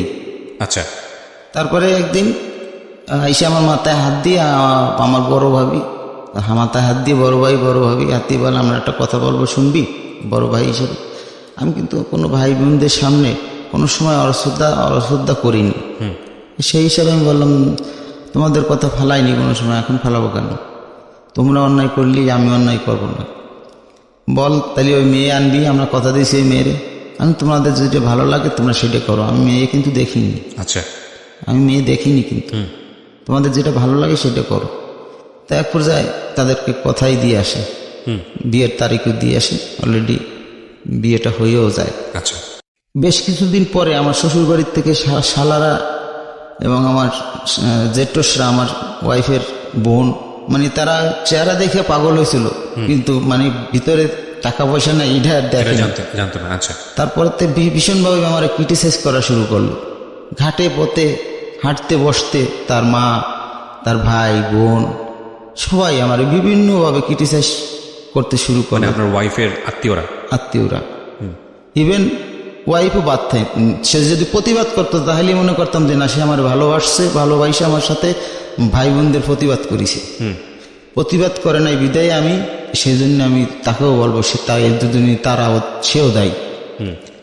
ওই কষ্ট ধরে রাখতে না পারি আমি আল্লাহর কাছে একদিন রাত্রে ওই বাবুর যে সিন্দুকটার পরে মাথা ঠাকাই দিয়ে আমি বললাম, এ আল্লাহ রব্বুল আলামিন, সারা জীবন কষ্ট করতে করতে এই পর্যন্ত আসলাম, আর কত কষ্ট করব না, আমাকে জন্মই হয়েছে মনে হয় জ্বলার জন্যে, এছাড়া আমাদের ভাগ্যর কোনোদিন খুলবে না।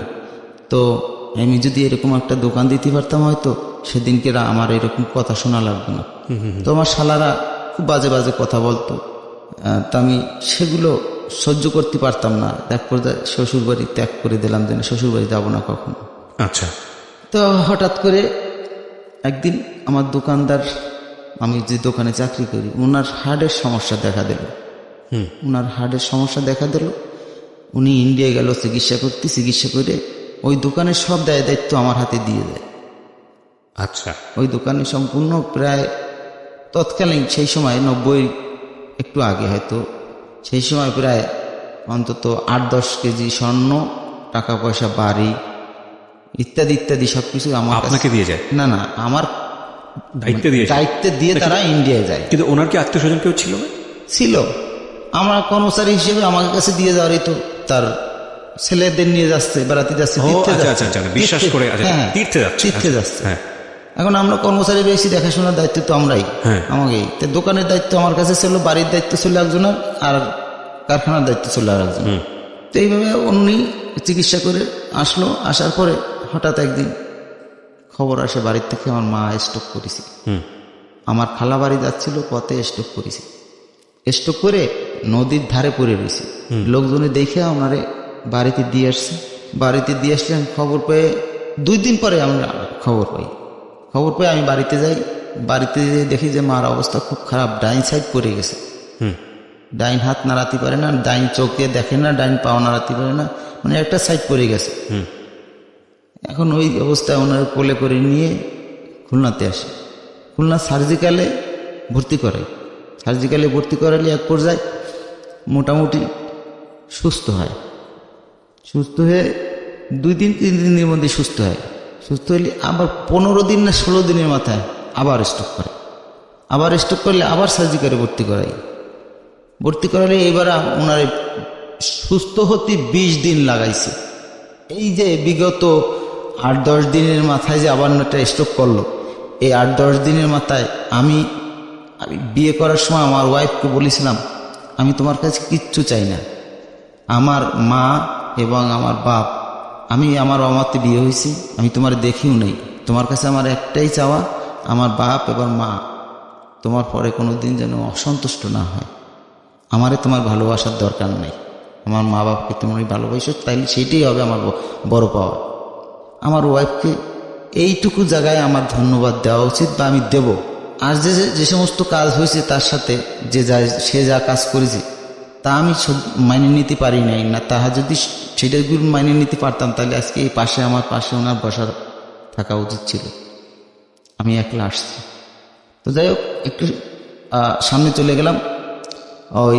ওইখান থেকে আবার স্ট্রোক করার পরে আবার ওই সার্জিক্যালি ভর্তি করি। ওনার সুস্থ হতে 20 দিন সময় লাগে। তাতে বিল করে 19,000 সামথিং, 900 টাকা। এত টাকা কোথায় পাবো? তখন ভাইদের কাছে যাই, কোনো ভাই একটা পয়সা দিতে স্বীকার হয়নি। বোনরা তো নাই।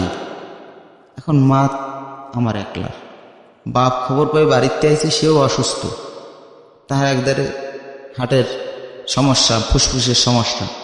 বয়স হয়ে গেলে যা মানুষের হয়। 600 টাকা বেতনে চাকরি পাই, 400 টাকা ঘর ভাড়া দিই। কি করব? পাগলের মতন হয়ে গেছে। মারে ছাড়তেছে না হাসপাতালের থেকে। ওই যে 20,000 টাকা বিল হয়েছে, মালিককে দিয়ে বলাইয়ে 5,000 টাকা কমাইছে, 15,000 টাকা দিতেই হবে। এই 15,000 টাকার জন্য আমি খুলনা শহরে প্রত্যেকটা দোকানে আমি হাত পাতে ভিক্ষা করে টাকা, ওই 15,000 টাকা গুছাই নিয়ে তারপরে আমি আমার মারে ওই হাসপাতাল থেকে রিলিজ করায় তারপরে তারে আমি বাসায় নেওয়ার পরে এক পর্যায়ে সে সুস্থ হয়। আর আব্বা আর মা আমারে বলে কি, বাবা একদিন আল্লাহ তোরে ভালো করবে, তুই কোনো ভাইয়ের সাথে রাগারাগি ঝগড়া বিভেদ করিস না, আল্লাহ তোরে ভালো করবে। আমি বলছি, আব্বা এইটুকুই আমার যথেষ্ট, আমার আর কিছু দরকার নেই। তারপরে আমার মালিক মারা যায়। এই আপনার এই গোল্ডের দোকানের মালিক মারা যায়। মারা গেলি ছেলেরা ব্যবসা ধরে রাখতে পারবে না বা কর্মচারীদের বিল দিতে পারবে না, এরকম একটা পজিশন দেখায়। কিন্তু ওর মধ্যে আমি মালিকের সাথে যতদিন কাজ করেছি, দীর্ঘ 8-10 বছর কাজ করেছি, আমার টার্গেটটা ছিল যে এই সোনার ব্যবসাটা কিভাবে করে। আমি সব জায়গায় ফেল হয়ে আসছি, আমি এই জায়গায় আর ফেল হতে চাই না, তাহলে আমার জীবন বরবাদ হয়ে যাবে, আমার উত্থানের আর কোনো কায়দাই থাকবে না। তখন আমি সোনার ব্যবসাটা কিভাবে করে, কাজগুলো কিভাবে করে, এগুলো আমি সবসময়ের জন্য আমার ব্রেন্ডে ঢুকাইছি। ঢুকে এক পর্যায়ে মালিক মারা যাওয়ার পরে তার বড় ছেলে বলল যে আমরা তোমাদেরকে রাখতে পারবো না, তোমরা যা ব্যবস্থা করো, চেষ্টা করো। কিন্তু ব্যাপারটা আমি আগের থেকে একটু আশ পাইছিলাম। আমি তার পাশেই আর একটা দোকানদারের সাথে কথা বললে আমি একটা দোকান ভাড়া অলরেডি নিয়ে নিছি। 2,000 টাকা ভাড়া, অ্যাডভান্স 1 লাখ টাকা অ্যাডভান্স অলরেডি নিয়ে রাখছি। টের পাতি দিইনি মালিককে যে এই ধরনের কেস একটা হবে, এটা আওয়াজ পাইয়ে আমি নিয়ে নিছি। তখন একটা ছেলে আমাকে এক আত্মীয় তার এই দোকানে বসাই, ওই দোকান চলতেছে, তারে চাকরি করতেছি, যে যখনই বলবে যে তুমি চলে যাও, ম্যানেজারে বলবে, আমার বলবে। তখন এই দোকান কিসের ছিল? সোনার দোকানে। ওই গোল্ড টোল্ড এগুলো কোথায় পাচ্ছিলেন? না, তখন কেবল শুরু করেছি তো। আচ্ছা আচ্ছা, কেবল শুরু করেছি, টুকটাক কাজ ওখানে করা। টুকটাক কাজ করাচ্ছি, কাজ করাচ্ছি এভাবে। তাও অতদিন ওই একটা দোকানে ছিলাম, সেই হিসাবে বন্ধু বান্ধব অনেক হয়ে গেছে যে আমি সোনার ব্যবসা করতেছি, সোনার দোকানে থাকতেছি, বন্ধু বান্ধব পরিচিত হয়ে গেছে, ক্লায়েন্ট পরিচিত হয়ে গেছে। এই লাখ টাকার যে ব্যাপারটা, এই লাখ টাকা তো আপনি অ্যাডভান্স করেছেন নিজের টাকা থেকে। হ্যাঁ, তো এই টাকা কি আপনার মা অসুস্থ হওয়ার আগে না পরের ঘটনা? না, এটা আমার অসুস্থ হওয়ার পরের ঘটনা। আমি এটা ডিপিএস করেছিলাম। আচ্ছা, ডিপিএস করেছিলাম, সেই ডিপিএস আমার জমা হয়েছিল 1,50,000 কত সামথিং, না 1,40,000 কত টাকা ওরা নি ব্যাংকে। আমি ডিপিএস করেছিলাম, এই ডিপিএসটা ভাঙিয়ে আমি ওই টাকাটা অ্যাডভান্স করি। আচ্ছা, এর মাঝখানে মা মারা যায়। মা মারা গেলে আব্বা খুব অসুস্থ হয়ে পড়ে। আব্বা আমার বিভিন্ন সময় বিভিন্ন রকম কথা দেয়। তো আস্তে আস্তে মালিকও দোকান ছেড়ে দিতে বললো, আমার দোকানের কাজ ডেভেলপগুলা আস্তে আস্তে বাড়া দিল। যখন আমরা এই দোকান ছেড়ে দিলাম, ম্যানেজারও ছেড়ে দিল, আমি ছেড়ে দিলাম, ঠিক ওই দোকানের কিছু কিছু খরিদ্দার আমার পুরনো লোক আমরা যে হিসাবে আমাদের কাছে চলে আসা দিল। সোনার ব্যবসাটা ছিল মুখের ব্যবহার আর হচ্ছে পরিচিতি আর বিশ্বাসতা। না, কিন্তু এখানে একটা বিষয়, আপনার নিজের তো কোনো গোল্ড ছিল না, তাহলে ওরা এসে কি ধরনের কাজ করাতো? না, এখানে আমরা ও গোল্ড, আমরা ওই যে রিপেয়ারিং পুরনো গোল্ড যারা বিক্রি করতো, ওই গোল্ডগুলো কিনে আমরা ওইটা রিপেয়ারিং করে ওই দিয়ে আবার নতুন করে গহনা তৈরি করতাম। বেসিক্যালি আপনারা মেকারের কাজ করতেন। হ্যাঁ, স্বর্ণকারের কাজ করতেন, কিন্তু সেই অর্থে তেমন পুঁজি টুজি বলতে বা গোল্ড বলতে কিছুই না, এটা সামনে হবে।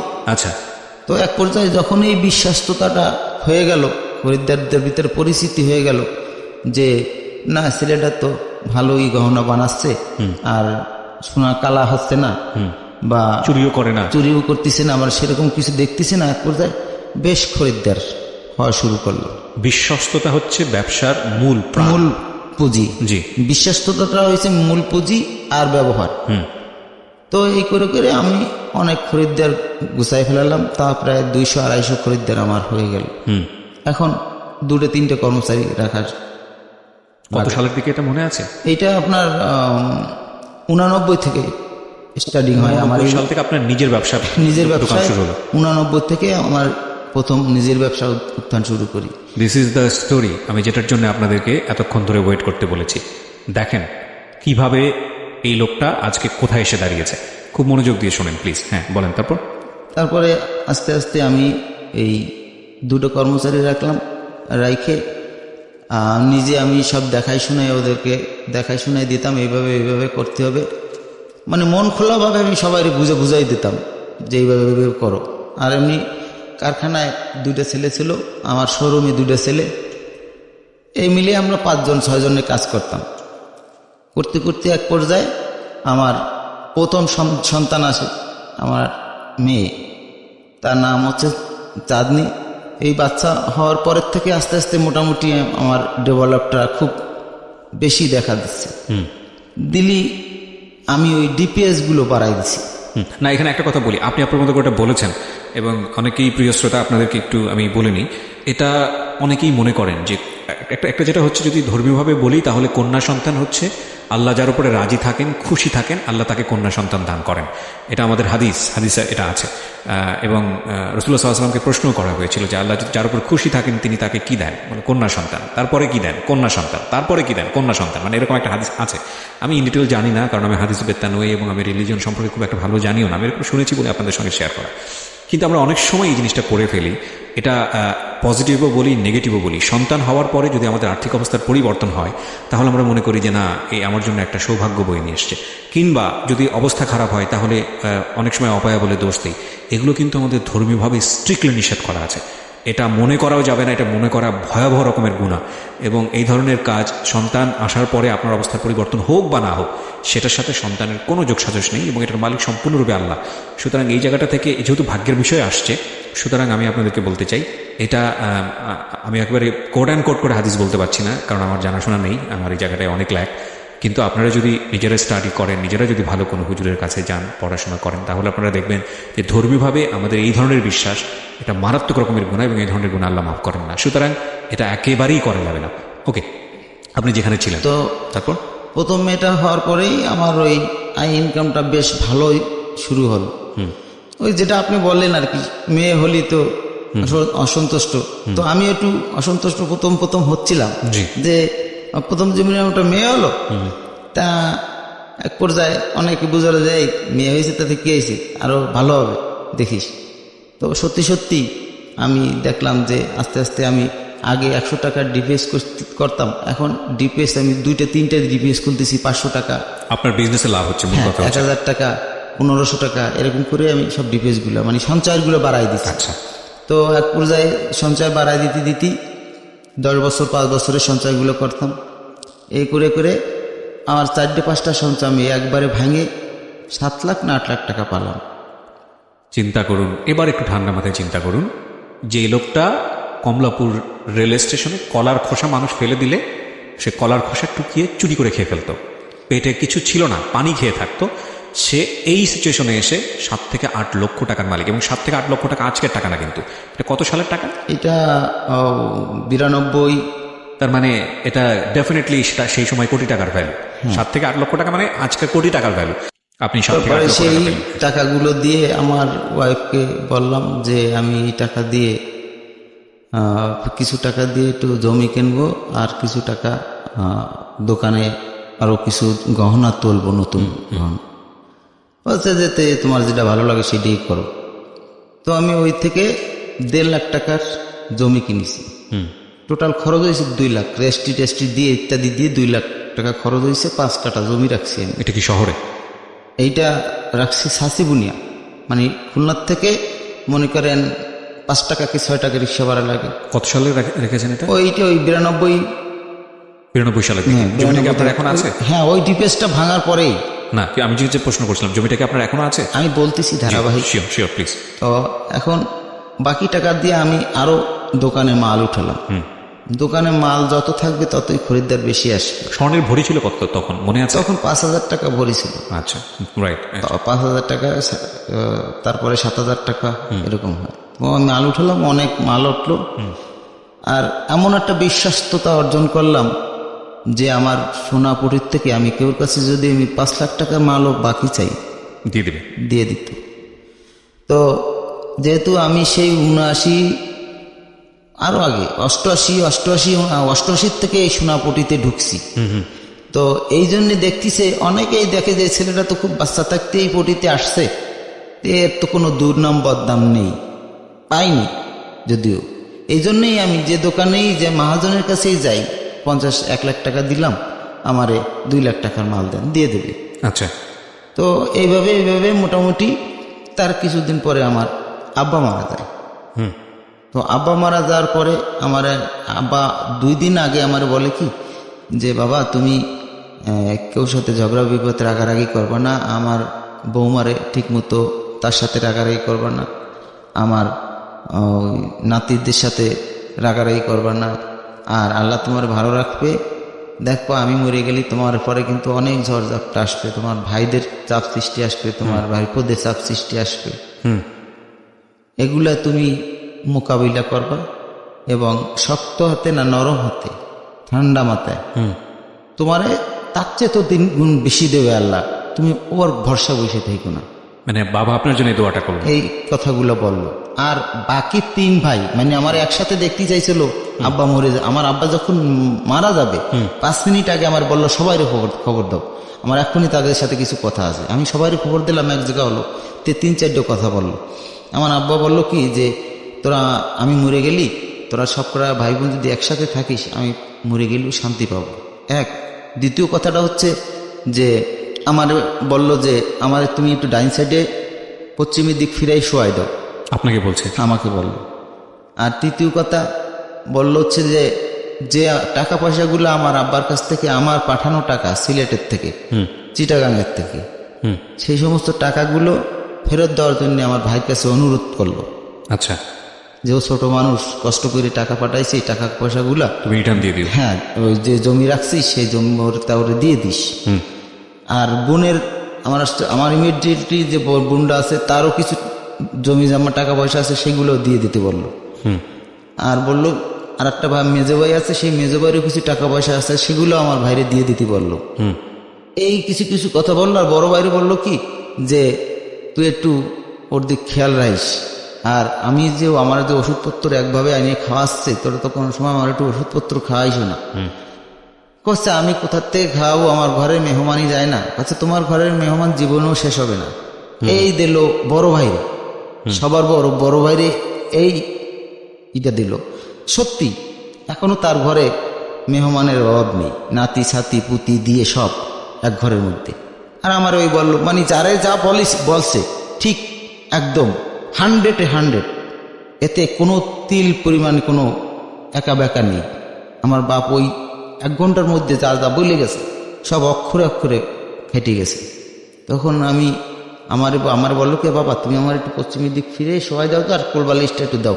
আমি বললাম না আব্বা, আপনার বৌমা আসতেছে, গোসল টোসল করাবে, আপনি শুয়ে পড়েন, একটু পরে গোসল টোসল করে আপনার খাইতে দেবে। কয় না না পরে খাবো, এখন একটু ঘুমাবো। এখানে ভাই আমি পিছনে একটা কথা ফেলাই আসছি, আমার বউরে ওই যে ধন্যবাদটা দিচ্ছি, আমার মার খুব খেজমত করছি যে আমার মা প্যারালাইসিস হওয়ার পরে পায়খানা করছে, হাত পাইতে ওই পায়খানা আমার ওয়াইফ আমার কাছে দিয়েছে, আমি নিয়ে আবার দৌড় মেরে বাথরুমে ফেলাই দিয়ে আবার দৌড়ে চলে আসি। এইভাবে মাটি কাটার মতন আমার মার মল ফেলাতে হয়েছে। তা আল্লাহ আমার কষ্ট দেবে কেন বলেন? আমি মারে ভালোবাসছি, আমি বাপরে ভালোবাসছি। আমার পৃথিবীর না শুধু বাংলাদেশের না, পৃথিবীর সব মানুষের কাছে আমার অনুরোধ, কেউ কোনোদিন বাপ মারে কষ্ট দিয়ে না। বাপ মারে যেই কষ্ট দেবে সে কোনোদিন কখনো সুখে থাকতে পারবে না। বাপরে কষ্ট দেওয়া, মারে কষ্ট দেওয়া, বাপ মা বুড়ো হয়ে গেলি তাদেরকে বৃদ্ধাশ্রমে পাঠাই দেবা, বউরে নিয়ে আনন্দ করবা। প্লিজ আমার সবিনয় অনুরোধ, এই কাজটা করবেন না, কখনো না। তারা কখনো সুখী হইতে পারবেন না। এই পরে তো বিচার আসেই, পরকালের বিচারও ধরে রাখবে আল্লাহ তাআলা। তো যাই হোক, এখন আব্বা আমারে ওই কথা বলার পরে আমি ওইটা দিয়ে আমি দোকানে চলে গেছি। দোকানে যাই আমি মানে 2 মিনিট দাঁড়াতে পারিনি, এর মধ্যে আমার বাড়ি থেকে খবর আসছে তাড়াতাড়ি বাসায় আসে। আচ্ছা, মানে আব্বা ওই যে আমার বলছে পশ্চিম দিক ফিরে আমার শোয়াই দাও, ওই উনি বিদায় নিল। আমি আইসি দেখতেছি তার সে নাই আর। কিন্তু আমি 5-7 দিন আগে তার কাপড় কিনে রাখিছিলাম। মানে আপনি বুঝতে পেরেছিলেন যে আমি বুঝতে পারছিলাম যে আব্বা হয়তো, আমি একটা ডাক্তারের সাথে আলাপ করেছিলাম, সেই ডাক্তার বলছে যে আপনার আব্বার অবস্থা ভালো না, যে কিছু খায়টায় ভালো, তা ওনারে জানতে দিয়েন না, ওনারে খাওয়াই দেন। তখন আমি আব্বারে জিজ্ঞেস করলাম আব্বা আপনি কি খাবেন? কি খাবো, সবসময় তো খাচ্ছি, কিন্তু এত স্ট্রং, সবসময় তো খাচ্ছি, আর কি খাবো? না আব্বা আপনি একটু বলেন আপনার মন কি চায়, কি খাইতে চায় বলেন তো আপনি। তা উনি আমার বলে উঠলো আমার একটা কাতলা মাছের মাথা খাওয়াবা। আমি কি বলেন আব্বা, একটা কাতলা মাছের মাথা খাওয়াবো না? তা আমি বললাম চলেন আব্বা আজকে আপনারা নিয়ে যাব। তা ওনারে আমি একটা লুঙ্গি কিনছিলাম, সেই লুঙ্গিটা পরে ওনার সঙ্গে করে নিয়ে বাজারে দিয়ে একটা কাতলা মাছের মাথা নিয়ে আসলাম বড় দিয়ে আইনে। আমি বাসায় বললাম কি এই কাতলা মাছের মাথাটা মুগের ডাল দিয়ে সুন্দর করে আব্বারে রাঁধতে দেবো, এটা আব্বা খাবে। তো মাথাটা রাঁধতে তো ওনার সামনের পরে দিলাম, আমার মনে হয় একটু চিমটি দিয়ে খাইছি। আচ্ছা, আর খাইনি। বলছে আমার পেট ভরে গেছেন, তোমরা এটা ভাগযোগ করে খাও। আমি কি আব্বা এত কষ্ট করে আপনার জন্য মাথাটা আনলাম, আপনি খাবেন না? কয় না খাইছি বাবা, কি আমার পেট ভরে গেছে। আসল ঘটনা হচ্ছে কি, ওনার তো ওই ডাক্তারই বলে দিয়েছিল যে ওনার হার্টে লাংসে পানি জমে গেছে, কিছুই খাতে পারবে না, টানবে আর কি। তাই এটা ঠিক করার কোনো কায়দা নেই, না অপারেশন করা যাবে না, এটা ক্যান্সারের রূপ নিছে। তখন আমি আব্বারে যখন যেটা চাতো বলতাম, এই কথা বুঝতে পাইলেই আমি কাপড়টা আগের থেকে কিনে রাখছি, যে আমার কোনো ভাই এই জিনিসের পরে ভাগ বসাতে না পারে, এই কাপড়ের উপরে। জি। তো আমি তখন কাপড়টা আগের থেকে কিনে রাখছি। এখন খবর পাইয়ে সব ভাইরাই আসছে, আসার পরে আমার ওই সময় 1 ফোঁটা চোখের পানিও বের হয়নি। আপনি প্রিপেয়ার ছিলেন বিষয়টা? হ্যাঁ, আমি 100%, মানে আমি তখন আমার বাপ মরে গেছে এরকম কিছু, মা মরে গেছে এরকম কিছু মনের মধ্যে আনতে পারতেছি না। যখন তারে দাফন দিচ্ছি, কবর মধ্যে শোয়ায় আনতেছি, তখনও কিন্তু মনে আনতে পারতেছি না। যখন যেদিনকেরা ওই মিলাদ দিচ্ছে 3 দিনের মাথায় ভাইরা, তখন ভাইদের কাছে আমি বললাম কি যে সবাই খাওয়া দাওয়া করানো হয়ে গেল, আমার একটা ইচ্ছা ছিল কি যে আব্বা যে কথাটা বলে গেছিল যে তোমরা আমি মরে গেলি তোমরা ভাই বোন সবাই যদি একসাথে থাকো, মিলেমিশে থাকো, রাগারাগি এগুলো যদি না করো, তাহলে আমি মরে যেও শান্তি পাবো। তা আমার ইচ্ছা ছিল যে ওই 3 দিনের মেলাতে আমি ভাই বোনদেরকে সবাই এক জায়গা করে এই কথাটা বলবো। অন্যান্য ভাইরা তো জানে, কিন্তু বোনরা হয়তো জানে না। সবার সামনে কথাটা বললে আমরা একত্রিত হয়ে যাব। কিন্তু আমি না পৌঁছতেই মেলাদ খাওয়া দাওয়া শেষ। ওই সময় আমার অনুভূতি হয়েছে যে আমার মা বাপ নেই। এর আগে কিন্তু আমার কাছে অনুভূতি হয়নি যে আমার আব্বা মা মারা গেছে। তখন রাত বাজে 10টা, গ্রামের বাড়ি রাত 10টা বাজলি, তখন কি মনে হয় ঝিঝি ডাকতেছি চিচি করে। আমি দূরে এসে কবরের মধ্যেই গ্রামের কবরস্থানে চলে গেলাম। যে কবর খোঁজা শুরু করছিলাম, সেন্সে কাজ করতেছিল না যে তোমরা চলে গেছো কি জন্য, আমার থুয়ে আমিও তোমাদের সাথে যাব। কবর খোঁজা শুরু করতেছি, এর মধ্যে আমার বড় ভাই ঢং করতেছে, তো ঢং করতেছে, এই কয়ে কি জানি বললো। তারপর আমার ওই চাষি উইটা তারে বেয়াদব টেয়াদব কয়ে করে আগাই করলো যে ওইসে তোকে সবাই ছোট, 8টা ভাই বোনের মধ্যে ছোট, ও ঢং করলে এত রাত্রি তুই যা দি কবরস্থান, তুই যা, সাহস করে তুই যাই, ওরে নিয়ে দি যাই। ও যদি মন ঠিক থাকতো তা এত রাত্রে গ্রামের কবরস্থানে কোনো ভালো মানুষ যাইতে পারে? ওর মানসিকতা ঠিক নাই, ও কষ্ট পাইছে। তোরা যে একলারা মেলারটা দিয়ে ফেলাইলি, টাকাও পাঠাই দিল, মেলার দিলি তার টাকার, কিন্তু তারে ডাকলি না, তারে রাখলিও না। তো তখন সে এক পর্যায়ে ওখানে কান্দাকাটি করে বাড়িতে আসলাম, খুলনাতে চলে আসা আমার আব্বা খুব অনুরোধ করেছিল যে তুমি, আমি বলছিলাম যে আব্বা আমি জীবনে আপনার মাটি ছাড়বো না, আমি আপনার ঘর বাড়ি ইত্যাদি জায়গা জমি দেখে রাখবো। তা আব্বা ওই সময় ওই মরে যাওয়ার সময় ওই কথাটাও বলেছিল যে এইটা তোমার হবে না, তোমার মনে আছে এইটা ঠিক আছে থাকবা, কিন্তু উপর আল্লাহ বিধাতার তো একটা লেখা আছে, বিধাতা তোমার এইখানেই স্থান করবে, তুমি এই টুটপাড়া ছেড়ে যাইতে পারবে না। কি বলেন আপনি? কথাটা গায়ে লাগাইনি। তো কিছুদিন পরে আমার এই বলতে 5 বছরের একটা ডিপিএস ভাঙলাম 5,000 টাকার। তাতে আমার 10 লাখ কত টাকা সামথিং আসলো। আসার পরে সেই টাকা দিয়ে আর ওই যে জমিটা কিনেছিলাম 1.5 লাখ টাকা দিয়ে, ওই জমিটা বিক্রি করে দিলাম 5.5 লাখ টাকায়। আচ্ছা। তো এদিকে পালাম 10 লাখ, ওই 5.5 লাখ। এই টাকা দিয়ে আমি ওই যে টুটপড়া যে বাড়িতে আমি ভাড়া ছিলাম ওর পাশেই 3 কাঠা জমি কিনে ওইখানে 4 তলা একটা ফাউন্ডেশন দিয়ে ওইখানে 1 তলার কাজ করে ওই বাড়িতেই উঠি। কত সালে? এটা আপনার 2001-এ, আজ থেকে প্রায় 18 বছর আগের গল্প। জি, 2001-এ এটা ওইখানে আমি 1 তলা বাড়ি করে ওইখানে উঠি। তখন চিন্তা করি যে আল্লাহ তাআলা বাকি আব্বার মুখে কি তখন কি আপনি এই কথাগুলো পাঠাই দিয়েছিলেন? আমার তো ইচ্ছা আমি বাপের ভিটে পাহারা দেবো, তার কবরটা পাহারা দেবো, আমার এইখানেই কি স্থান হবে, সে তো নিজেই বলে গেল, তাই হলো।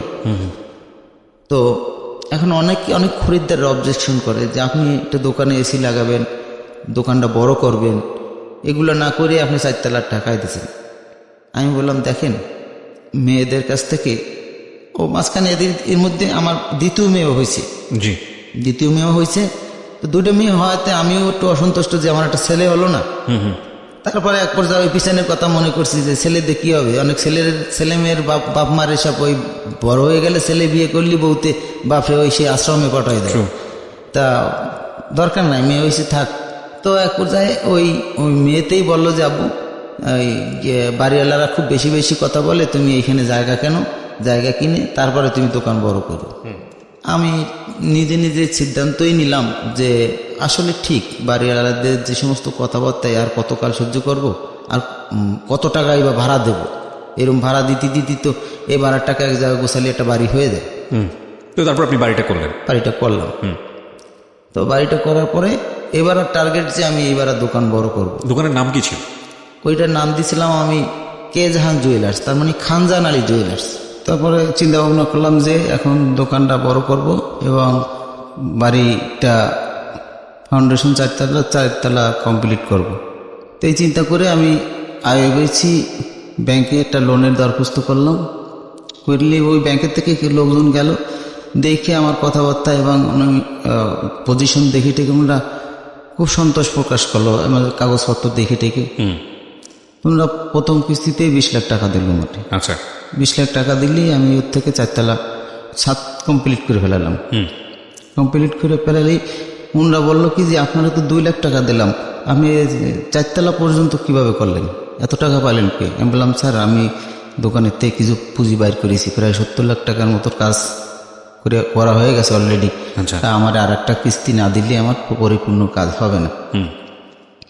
তো ঠিক আছে, আপনারা জানুয়ারিতে আর একটা কিস্তি দেবো লোন।